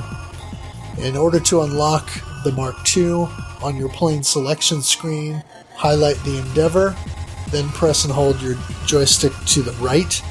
That'll move it over to the question mark, and then press the start button. And unlike the standard planes, the Raiden Mark II can collect both the L and M icons, and then each of those 2 components powers up separately. And so you get your standard shot powered up by the L, and then the M icon powers up your homing missiles. And then each can be powered up 3 times, and the Mark II starts with 3 bombs in stock. You also have the Judge Spear, which has very fast movement speed, but poor defense, below average shot power, which is then compensated by a high rapid fire rate. To unlock the Judge Spear, you highlight the chaser, hold down on the joystick, and then press start. And again, the L powers up your forward laser, and the M powers up the green napalm missiles that appear in Viper Phase 1, which is where the Judge Spear is from. And again, each can be powered up 3 times, and then you start with 3 bombs in stock for the Judge Spear. And then there are also slave ships that you can unlock and control. So if you're playing on the 360 port of the game, or on an arcade board where the Raiden Mark II and Judge Spear are unlocked, you just highlight the craft on the selection screen and press both A and B or shot and bomb buttons at the same time. And then that will activate the slave ship for that particular craft. And on some arcade board revisions, you may need to press start and fire and bomb together. And then if you have an arcade board that only shows the main 5, then the only one you can play as is the Judge Spear's slave ship by highlighting the chaser, hold down the joystick, and then press start, fire, and bomb together. When you play as a slave ship, it will inherit the attributes of the selected ship, most notably the speed of that ship. Now keep in mind, the slave ships have no charge shot and only one type of firepower, so you can collect your L and M icons indiscriminately. It doesn't matter what you get, because you can only power up, I think, 4 times to a max level of 5, and that gives you a wide, rapid spread shot. Now, unlike the original Raiden series of games, Raiden Fighters is much faster and has a much more frenetic pace. It definitely shares more in common with Psycho or Rising games than the main series. And that's something I noted early on while I was streaming this, that someone said that if you said this was a lost entry in the Strikers 1945 series, they would believe you. And I kept thinking, this bears a decent amount of resemblance in terms of flow and the military look and some of the approach with Valgorega. So I made the joke that this is sort of Battle Raiden because of the similarity with Rising games. Yeah, it really does have a lot within the Rising, such as Striker series, especially 1 and 2, or within the Sonic Wings series. There's a lot that seems to be there, more so with the Striker series because it randomizes the stages. But still, yeah, there's definitely a lot of shared DNA. I wonder if there was any crossover from the teams, or what sort of cross-pollination there could have been. Yeah, it may have just been the Seibu folks playing and being inspired by some of the other shooters. Now, the game plays out over 3 areas, which is comprised of 7 stages. And so the first 2 stages will be one of 2, but their order will be different depending on a number of factors. They'll be randomized. Stage 3 is always going to be the same, and then that essentially is your Area 1, Stage 1, 2, and 3. And then with Area 2, that's made up of Stages 4 through 6, and like Stage 1 and 2, 4 and 5 are going to be random between the 2 locations. And then Stage 6, is always the same. And so then 4, 5, and 6 are Area 2. And then Area 3 is Stage 7, which is always the same. And in the arcade version, you can influence the stage order by holding up, down, left, or right on the joystick before you hit the start button after you insert a credit. And so that will determine your stage order. So for example, if you hold the joystick up before you hit start, then stage 1 will be the forest, stage 2 will be Arachi, stage 4 will be the Arctic, and then stage 5 will be the train. Whereas if you hold left on the joystick, you'll get Arachi, forest, Arctic, train.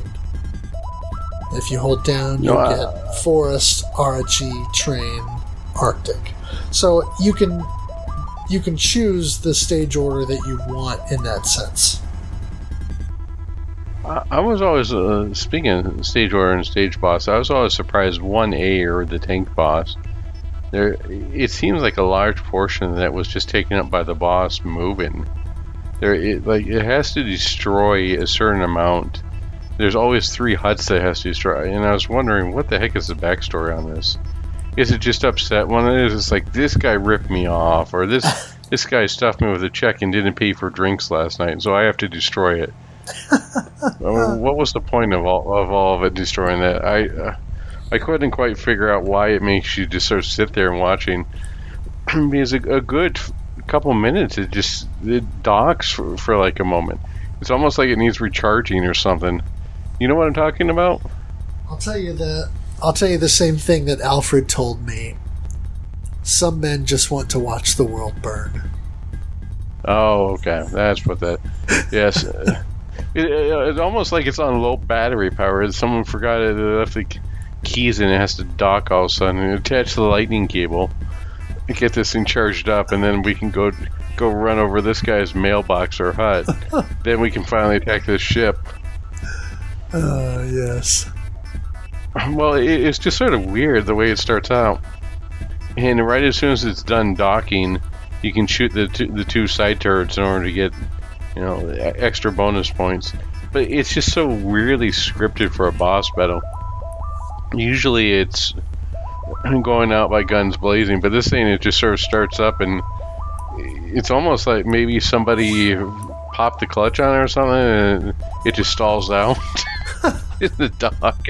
I don't know how to describe it. It's just so weird and a little bit of a misstep when it has such a killer opening to the game. It makes the 1A fall a little bit flat compared to the rest of the bosses. Sure, I can see that. You can influence your slave ship formation to an extent. And this is all info that I'm taking from the Raiden Fighters Emporium site by Geggs, who is a longtime Shmups Forum regular. So it's based on what's called a formation sum on his page, which is sort of how many lives and how many bombs you have in stock. So if you have no lives and no bombs, or 4 or 8 of both combined, you get a formation that has your side ships at 11 o'clock and 1 o'clock, and they're fixed there, and they have this two-way fire that sort of spreads out from the two ships. If you have 1 life and no bombs, or a combination of 5 lives and bombs, or 9 lives and bombs, then you'll get a slow trailing options or fixed position, depending on whether you're using the Mark II or the Judge Spear or one of the other standard shots. And that shoots 2 shots out of each of the side ships. If you have 2 or 6 combination of lives and bombs, then you get the crossing formation, where the 2 side ships go back and forth and sort of sweep, and then covers more ground that way. And that has 3-way fire. Or if you have a combination of 3 or 7 lives and bombs, then you get what's called enemy searching. And it's sort of homing options, not unlike the homing option choice in Battle Garega. You know, I mean, I appreciate the level of detail that went into this, but it's a very, I don't know, to me this takes away from the fun of the game. If I'm having to construct a matrice chart or conversion chart every time I'm trying to play this game, it saps some of the fun out of it. For me, maybe I'm just not the right type of person for this in here, but it almost feels like you're saying, well, when the 7th moon comes over Mars, it will be the dawning of the age of Aquarius. Well, I think it's one of those things where you can engage with these systems, but you don't necessarily have to. I get it if you want to min-max your points, but it seems overly complicated for the system STG. Maybe I'm wrong in this. Maybe I'm just not the target audience, but to me it just seems a little bit needlessly complicated. Sure. Also, the game has rank, where if you reach the end of Stage 2 without dying, then enemy rank increases, which of course makes them more aggressive, and bullets will go faster. So beware. Yeah, thankfully it's not Gregor rank, though. Yeah, right. Gregor rank is insert quarter, prepare to die. I've lost track of where the heck we are. Graphics. We are at graphics? Yep. I'm staring at the graphics for the graphics. Alright, let's move on to graphics. Raiden Fighters is brighter than earlier Raiden games with a more vibrant overall palette. Bullets are generally clear and easy to see and have large detailed sprites and backgrounds. Yeah, there wasn't any shots that made me go, what the heck was that? Where did that come from? And although I felt that sometimes maybe unfairly sniped, such as the turrets on stage 1B on the B-52 bombers there, it's overall a very vibrant game, and bullets do a very good job of standing out, even the different types of bullets that are on there. I didn't find anything that sort of blended in Especially stage 1A with a large amount of greenery on there. Nothing sort of stuck inside the background and came out of nowhere. The enemy ships were all decently colored, so you know what the heck you were shooting at. I didn't have the Micronix 1942 port syndrome, where everything looked the same. Right. And then even the water looked like land. So that was really nice. It really just is about on par or maybe just a little bit better than what you get out of a Strikers game. Talking about Strikers 1 and 2. I always thought that those were visually pleasing and worked very well, and Raiden Fighters apes that graphical style very well. Yeah, it does. And the explosions were easy to read and see. The bullets were easy to read and see. It was easy to differentiate where the heck your ship was. It's a really good job all around. Yep, I think the visual design in general is pretty strong, even with the more basic military theme. Mm-hmm. And the sound, the explosions of the larger enemies are bassy or bassy and impactful, not Billy Bassy. Shot sounds don't overwhelm the mix and are minimal. Phew, no more steel vampire issues. Very high techno energy music for the soundtrack, which, you know, it's not necessarily memorable, but it keeps the pacing pretty well upbeat and makes you want to keep going. I mean, not everything can be gallantry, right? Right. I think it works for the action, though. And I know I commented on stream on how Stage 3's theme seems so much more light and upbeat than the rest of the game, which was kind of interesting. Definitely reminded me more of a traditional Raiden track than the more high energy stuff that the rest of the game kind of had. I don't know if that was a deliberate choice. Fair point. To balance it out a little bit, or what? I'm not sure. That's a good point. So, diving into scoring, all of this info I'm taking from Raiden Fighters Emporium, from Gags. And, of course, as with most of these games, you know, your standard source of scoring is going to be shooting down enemies, collecting medals, and then collecting power-ups for weapons that you've already maxed. But there's a lot of other scoring opportunities. And so there are some specific bonuses you can get in-game. It almost feels like achievements, because when you pull off these things, then you see a text notification at the bottom of the screen showing you that you've done something.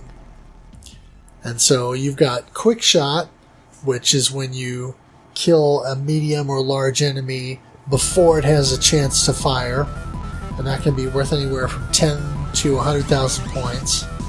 You've got Destroyed at a Time, which is a little clumsy, but that's 100,000 points, and that's if you have two targets and you destroy them within about a second of each other, you get that bonus. When you discover the fairy, of course, that gives you the opportunity to then subsequently collect that fairy and earn 100,000 points, plus the bomb if you leave it on screen long enough so that it will drop the bomb. And as I mentioned before, you can also kill the fairy, which unfortunately is only worth 10 points. So you're not going to score very well doing up the bomb? that. What's that? Oh, I was wondering how many points you get for setting up the bomb. Oh, yes. I don't know. If someone set us up the bomb, I wonder how many points we get for that. I guess there's only one way to find out is to try moving your Zig yourself. Yeah, yes. You can also discover the Miklus by hovering over some specific spots in various stages for a couple of seconds. And then once you discover the Miklus, you want to shoot at it, which will release additional medals, up to 9 medals. And then once you've done that, then the Miklus is worth 100,000 points. Now, in the forest stage, you can also get the Defend the House bonus. And so, if you bomb when the large tank is going to shoot the houses, and you effectively prevent the large shells the tank shoots from destroying those houses, you can then defend it, and that's 100,000 bonus points. And then in the battleship boss stage, if you destroy the hover ship while sparing the tanks trying to enter the hover ship, you get the destroyed hover ship first bonus, which is 10,000 points. So I'm not sure how worth pursuing that is compared to some of the other things. I was really surprised at the amount of ways to earn extra credit, as it were, in this game. It was really neat to... we talked about Easter eggs earlier, right? These are sort of like scoring Easter eggs. Yeah. And one thing that's interesting is how this sort of carries forward in the Raiden Fighters games. But it's an interesting diversion from the real basic methodology of the original Raiden series. Whereas, by comparison, this game and its scoring is fairly esoteric. But I think that's one thing a lot of people enjoy about it, because there is stuff to unlock, secrets to discover, and interesting things to find. So just to give a real brief breakdown, when you reveal medals on screen, whether it's a blue plane that drops a medal or a ground enemy that drops a medal, when that appears on screen, it'll be a certain value. And once you pick that medal up, assuming there are no medals on screen, then the next time you reveal that, it'll be worth more money. So, just by way of example, the medals start at 10 points. And so you can collect a medal at 10 points, then collect the next medal at 20 points, and on and on. And essentially what you have to do is make sure that you're not just firing indiscriminately if you're trying to increase your medal values. So you need to be a bit more measured and patient about it than just all guns blazing. And what you do is you collect your 10-point medal, 20-point, 30, etc. until you get up to 80 or 90. Then, if you collect the S icon and add a slave ship, then you upgrade your medal, so then you start at 100 and you can go all the way up to 900. And then you would collect the second slave ship, at which point the 10,000 medal component or segment will trigger, and then that'll bump your medals up from 100 and then continue to collect all the way up to 900. Assuming that you've been able to do that in sequence, then once you hit that 9,000 mark, then it should roll over and allow you to then start collecting 10,000 point medals. In order to upgrade the 10k medals, it's a different approach. So instead of shoot the medals, collect them, and then the next one you collect will be worth more, this one is a more interesting situation. What you need to do is go into a level and reveal up to 9 or at least 9 of the 10K medals at a time. If those are all present on screen for a couple of seconds, then they will sort of poof and disappear, and then subsequent medals that you pick up will be worth 20,000, 30,000, etc., up to 100,000. At that point, once you're at the 10,000 point mark or above, if you allow a medal to fall off screen, then it will reset your medal chain, but only back to the 10K. You can always climb that back up. So that's sort of a brief treatise on scoring. And I think Geggs explained it in better detail on his site and in general in a more, a more interesting way. But that's kind of the 10,000 foot view. And the max medal value you can achieve is 100,000 points. So of course, the sooner you get there, the sooner you'll be able to score big time. Definitely a lot more to it than you would initially expect. Yes, for sure. All right. With that behind us, let's move on to the impressions of the game. Our first thought comes to us from @SPM. I tried every ship and will likely play it with the Chaser or its slave. It has the best speed in my opinion. Everything else felt slow except for the insanely fast Judge Spear, which I just can't control that.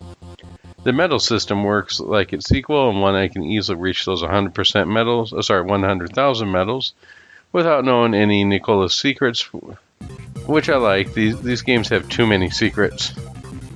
There's always the option to optimize the first stage and reach those 100,000 there with the Nicholas and stuff, but for now I'll be happy in there by the end of Stage 2 or the beginning of Stage 3. Later on, I think learning the medal system and maybe 2 to 3 Nicholas to speed things up is enough for a fun 1cc. Taking the first mission to unlock the 10,000 through 100,000k medals without too much pressure and then straight survival play, picking up as many medals as possible in stages 4 through 7. Well, that's what I plan to do anyway. Later on, today I went to the gym with Raiden Fighters OST. What a great session. Every rep was a medal, every set a Miculus. Ultimately I lost every bomb and life left, but I'll put another credit on Wednesday. I like it. Later post. Between the ship speed, I'm using the Chaser Slave, and the impulse to grab every medal, I keep flailing around like a maniac and dying. Only once did I get past Mission 2, and that was using bombs in the last part of Stage 3, where it gets quite difficult. Raiden Fighters 100,000 medals in 2 stages. Trying to trigger every secret in 100,000 medals in Stage 1 was a bit frustrating and led to restart bleep. We'll say heck, I guess. Restart heck if we have to keep this family friendly. This is much easier and forgiving. Light scoring is where it's at. Enjoy the scoring systems. Don't fight them. So, what's that one? Dr. Strangelove? How I learned to stop worrying and enjoy the scoring systems? Something like that. SPM summarized scoring nicely in Discord. Based on Raiden Fighter scoring from Greg's, there are 3 colors of medals, gray, blue, and green. Each corresponds to how many drone planes, the small planes that fall around you, similar to the Gradius or Gladius options. You have 0 drones, you get gray medals, 1 drone, you get 2 blue. You get blue medals, 2 drones, you get green medals. Gray medals are worth in the 10 through 90 points, blue medals are worth 100 through 900 points, and green medals are worth 1,000 through 9,000 points. The first thing to do is increase the value of all 3 colors to their maximum: gray at 90, blue at 900, and green at 9,000. To increase the value of a color, collect a medal of that color when there's only 1 left on the screen. If there is more than 1 medal of that color on the screen, they will not increase until you get the last one. You can do this in any order. Note that some websites claim you have to do this in a certain order. However, that is not true. It's more efficient to do them in order. A quick quick way to raise a color to max is to shoot a Mikolas while you are directly on top of it. You will collect 9 medals in a row as they pop out and go direct to maximum. If it didn't work, there's another medal on the screen somewhere. Remember, there can only be 1 medal present to increase value. Once you have all 3 colors at their max level, the next time medals appear, they will be gold. These are worth 10,000 points. They will stay at the level no matter how many drones you have. Congratulations, you are now past the hardest part. Once you have 10,000 point medals, the next step is to get 9 medals on the screen at the same time. The quickest way to do this is to shoot a hidden Mikolas while you are not on top of it, which puts the 9 medals on the screen very quickly, or you can do it manually in an area with lots of medals by not collecting them until they are on the screen. Once there are 9 medals on the screen, they will all explode. This is your cue that you should move to step 3. The next medal you collect will still be worth 10,000. Now, however, you can increase the value of the medals in the same way as you did in step 1. Collect a medal when only one is present on the screen, and they will raise the value by 10,000. Up to a maximum of 100,000, it doesn't matter how many drones you have. Note that you can miss a medal, and if it falls off the screen, the value will reset to 10,000. You can still increase it back to 100,000. I'm a light scoring player myself. I do enjoy scoring, but usually don't get too far with it. But yeah, the medal system is so much fun. Too many little secrets though. By the way, I played a little bit before lunch and realized we can hold the bomb button to time when the bomb will explode. I had no idea. Releasing the button when the bomb is just right at the enemy's face is so satisfying. You know, people all the time in Call of Duty would tell, be sure to cook your grenades. Cook your bombs. Yep. Yeah, SPM really went ham on this game and did some impressive stuff. The run posted in the Discord was really impressive, which you'll see when we get to the scores. Kudos to you, sir. For someone who says just light scoring, you really went at it. Yeah. Geriatric Danmaku commented and said, I just retried the famously reportedly bad Raiden Legacy Steam port of Raiden Fighters. Is it as bad as we were told? Yes. Activate G-Sync for potentially native frame rate. Then still judders. Control mapping options... I thought he said negative frame rate. Control mapping options are incomplete. Can't map my current controller's buttons. Might have been able to with help from Anti-Micro, but why bother? Does not offer full ship selection. Where's that classic Raiden fighter? MAME version plays much better. Raiden Legacy will be uninstalled and rebanished to the Steam hidden list. I knew it was bad, but man, I didn't realize it was that bad. Yeah, so kudos to Geriatric Danmaku for the public service announcement on the Raiden Legacy.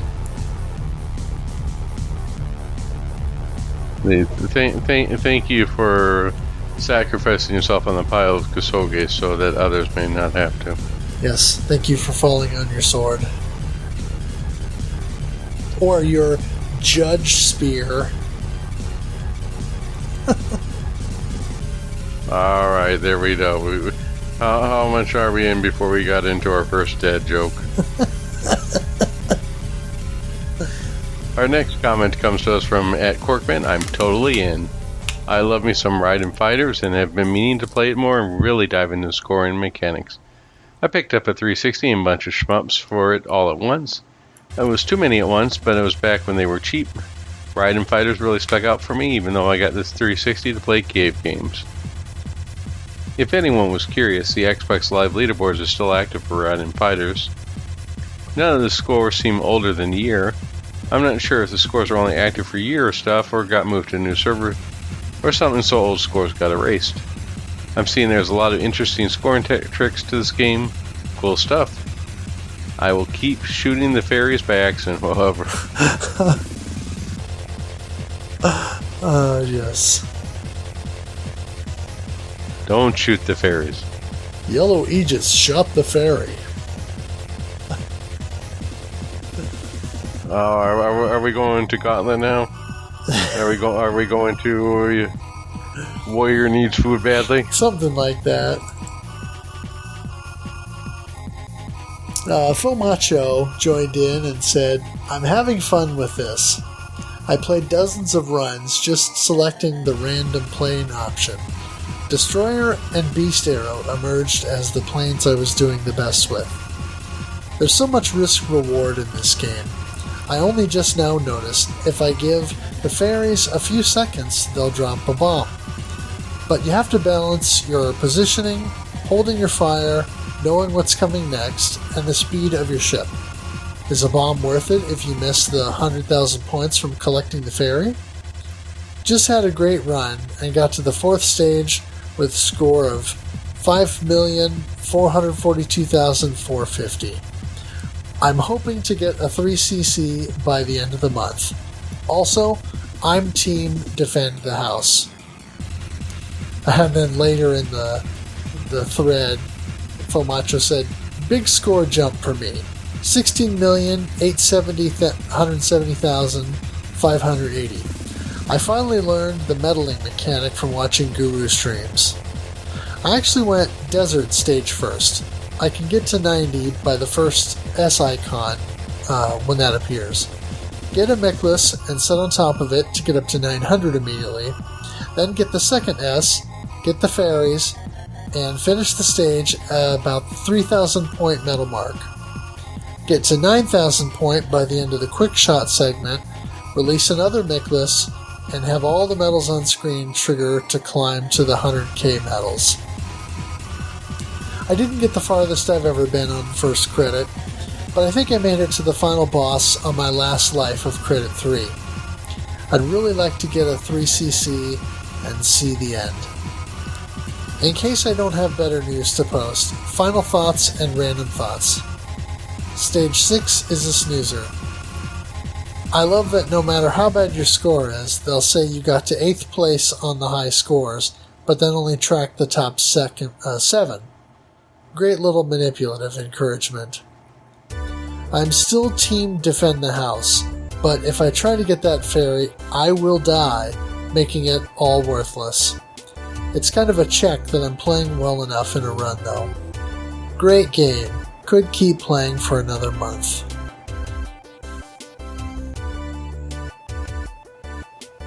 Alright, very good sentiments there. Our next comment comes from Normatron. "The battleship stage tends to rip me apart, but I think I know which 2 ships work best for me anyways. It's strange that is the slowest and the fastest 2 ships. I think it's called the Spearhead that got me the best score. I think it's called the Spearhead that got me the best score. It's a straight shooter, but the bombs have good spread and impact. If you have your small ships, they usually cover your sides. It's a great ship. It could become my favorite ship. I will say, though, that I had a lot of fun jumping back into Raiden Fighters, and I am definitely looking forward to the next challenge." Excellent. I'm glad that everyone who's a chance to try it so far is enjoying themselves. Yeah. And finally, we have Schlarp. I am still at overwhelming. I squeezed in some hours and tried to raise value per medal as fast as I could. I even managed to spawn the 2 Nikolai? In the jungle area, but failed to position myself to make use of the medals they spit out. But I really liked the game. I wanted to play some rounds and ended up for hours, just couldn't stop. Eventually I noticed I am tired and just don't get any better. I could just score slightly above 1 million points. And subjective final thoughts? I consider myself mostly as a survival player, but I had so much fun with Raiden Fighters' score mechanic and its overall presentation that I will continue playing it occasionally and explore the 2 other Fighters games.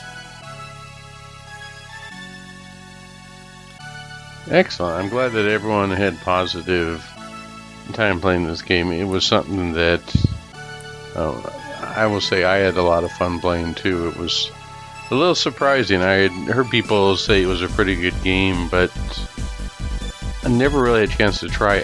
I think that I ended up liking this better than the Striker series, and I know I definitely like it better than the Aero Fighters series. It has a really good balance, and it's got that, like Austin Powers, it has an international man of mystery to it with the scoring system. And are we gonna? Is this going to get me a bonus or not? And figuring out all the little nuances really gives that replayability. I think that the ship variety is there, but everyone's going to have their own. And let's face it, most people are probably going to choose the slave or minion ships anyways, because they have the smallest hitbox. True. In order to work there.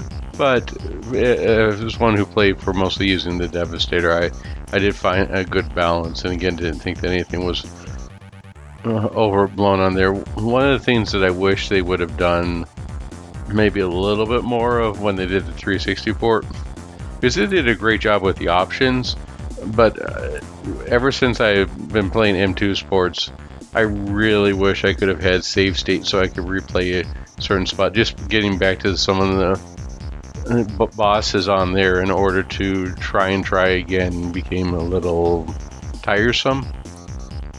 Yeah. Whereas if I was playing on MAME or something, I would have the ability to do save states anyways. So it's almost a necessary quality of life feature. Granted, this was developed, when did this come out? Like 2009? Yep.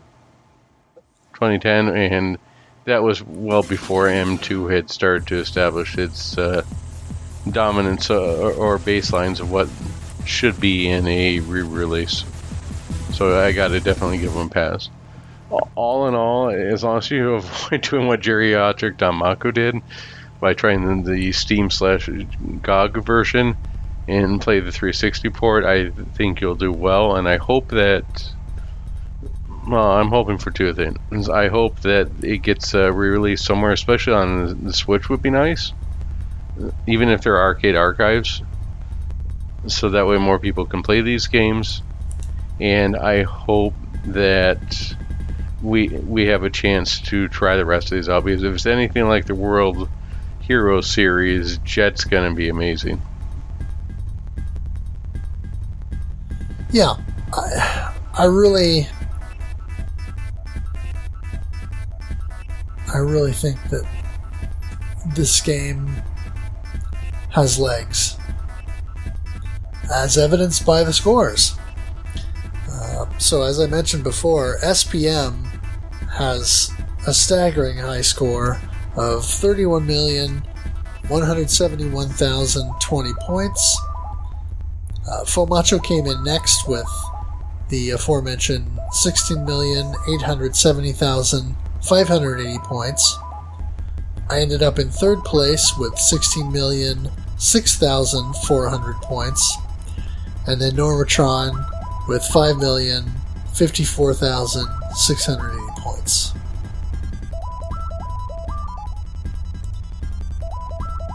So, final thoughts? Well, I think I already said mine, but I will echo and say that this would be a game that I probably could have gone at least 2 months playing.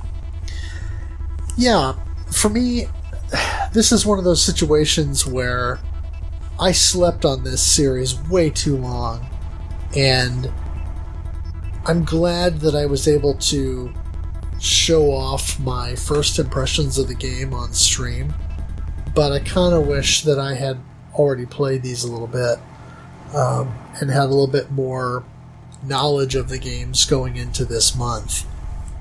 Because with so much esoteric scoring and hidden secrets and things, it would have been cool to be able to show that off maybe at a more high level. Either way, this is a game I want to come back to, and I'm leaving the Raiden Fighters Aces disc in my 360 for now, because I want to make sure that I can continue to play this in some capacity. Because I was able to reach the final stage on a 1 credit, so with a little practice, I don't think a 1cc, at least with the Aegis slave ship, would be unheard of. I don't know about the other ships yet, because nothing else is quite as powerful at, especially at close range. But yeah, I definitely want to come back to this. And it's an interesting case where a lot of times it's a particular element that keeps me coming back, or it's a combination of elements. But while the graphics are nice and the sound is fitting, those are not really draws for me the same way they are with a lot of other games.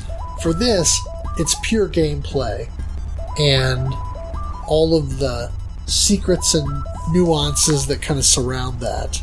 So it definitely kept me coming back through the month and has me excited to continue to play it.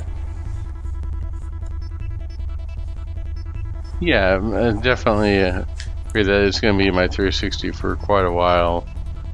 This is one of those games I had a couple of years ago. Well, I keep saying this, but this is post-pandemic. It feels like 10 years ago. 5 years, 6. Anyways, a while ago, when I took a trip out to California, I was able to acquire this game back when GameStop still carried it, and it was beautiful condition. It had everything looked like the person really enjoyed and took care of it. And thankfully, I was able to get it for a song before it really went up in price, and still have the ability to play it, because this is, I think, if you were to give me a list of, someone would say, what STGs should I play? The Raiden Fighters series would definitely be on there. Yeah, and even with the price increase, I would still say it's worth looking into, because you're talking about 3 games, and if the other 2 games are at this level or higher, then this is going to be a package to own. Yep, I just hope that it gets re-released on the Switch, so that way more people can play it. Yeah. Or heck, PS4, I don't care, but just some sort of update to it or something, so it doesn't die on the 360. Right. All right. Well, what have we got coming next? Well, coming next, we are seeing the sun shining through the clouds. Our Summer of Raiden is coming to an end, but before it goes, we are going to be playing Raiden 4, which, as we spoke earlier, seems to have more ports than Gladius or Gradius 1 at this point. It doesn't matter if you're playing Mikado, it doesn't matter if you're playing the original 360 release, or even the GOG release, which is surprisingly pretty decent. Yeah. So, it doesn't matter which one, how you play on this one, give it a shot. There's a reason why it's sticking around, and why people thought that 5 was such a disappointment compared to this. Right. And then in September, we have Operation Steel, which I can't remember anything about, but that's alright. It's just more fun to discover. Yeah, it's a horizontal shoot 'em up, and I guess you could say the levels are, or the stages are kind of randomly generated. So it's very much focused on score play. So it'll be interesting to see how that develops. Is it random as in like Starship X random? Kind of, yeah. I mean, does it have, not random. How many Cthulhus does it have? I guess is what I should rate my randomness on. Well, it's a Zero Cthulhu game, I think. Oh. But, yeah, the stage elements are kind of randomly generated, so you're not playing the same stage twice. Awesome. That sounds fun. I look forward to giving it a shot. And hopefully we get people to join us. Speaking of which, thank you to everybody who participated. We're always glad to have participation, because that's what makes for good discussion and learning. I learned stuff from this discussion about setting up the bomb or cooking the bombs, and more stuff about scoring, and I think I found a series that's going to be staying in my 360 for quite a while. Indeed.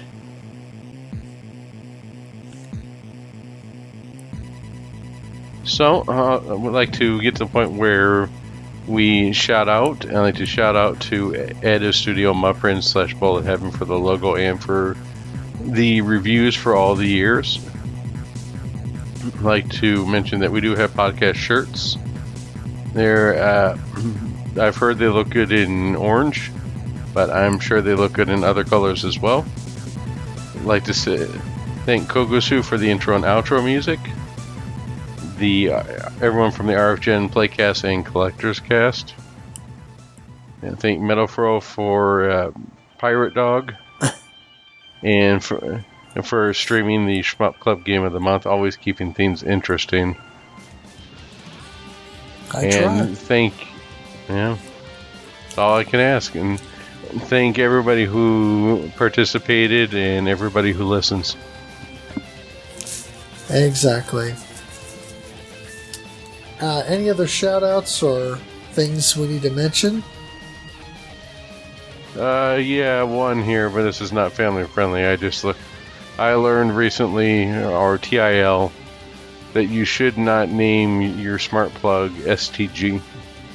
Because when I asked Alexa about it, she said she could not find any STDs.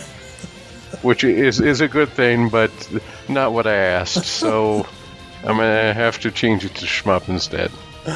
Yes. Well, on that note, we'll say thank you for listening, and we will catch you next month. Good night.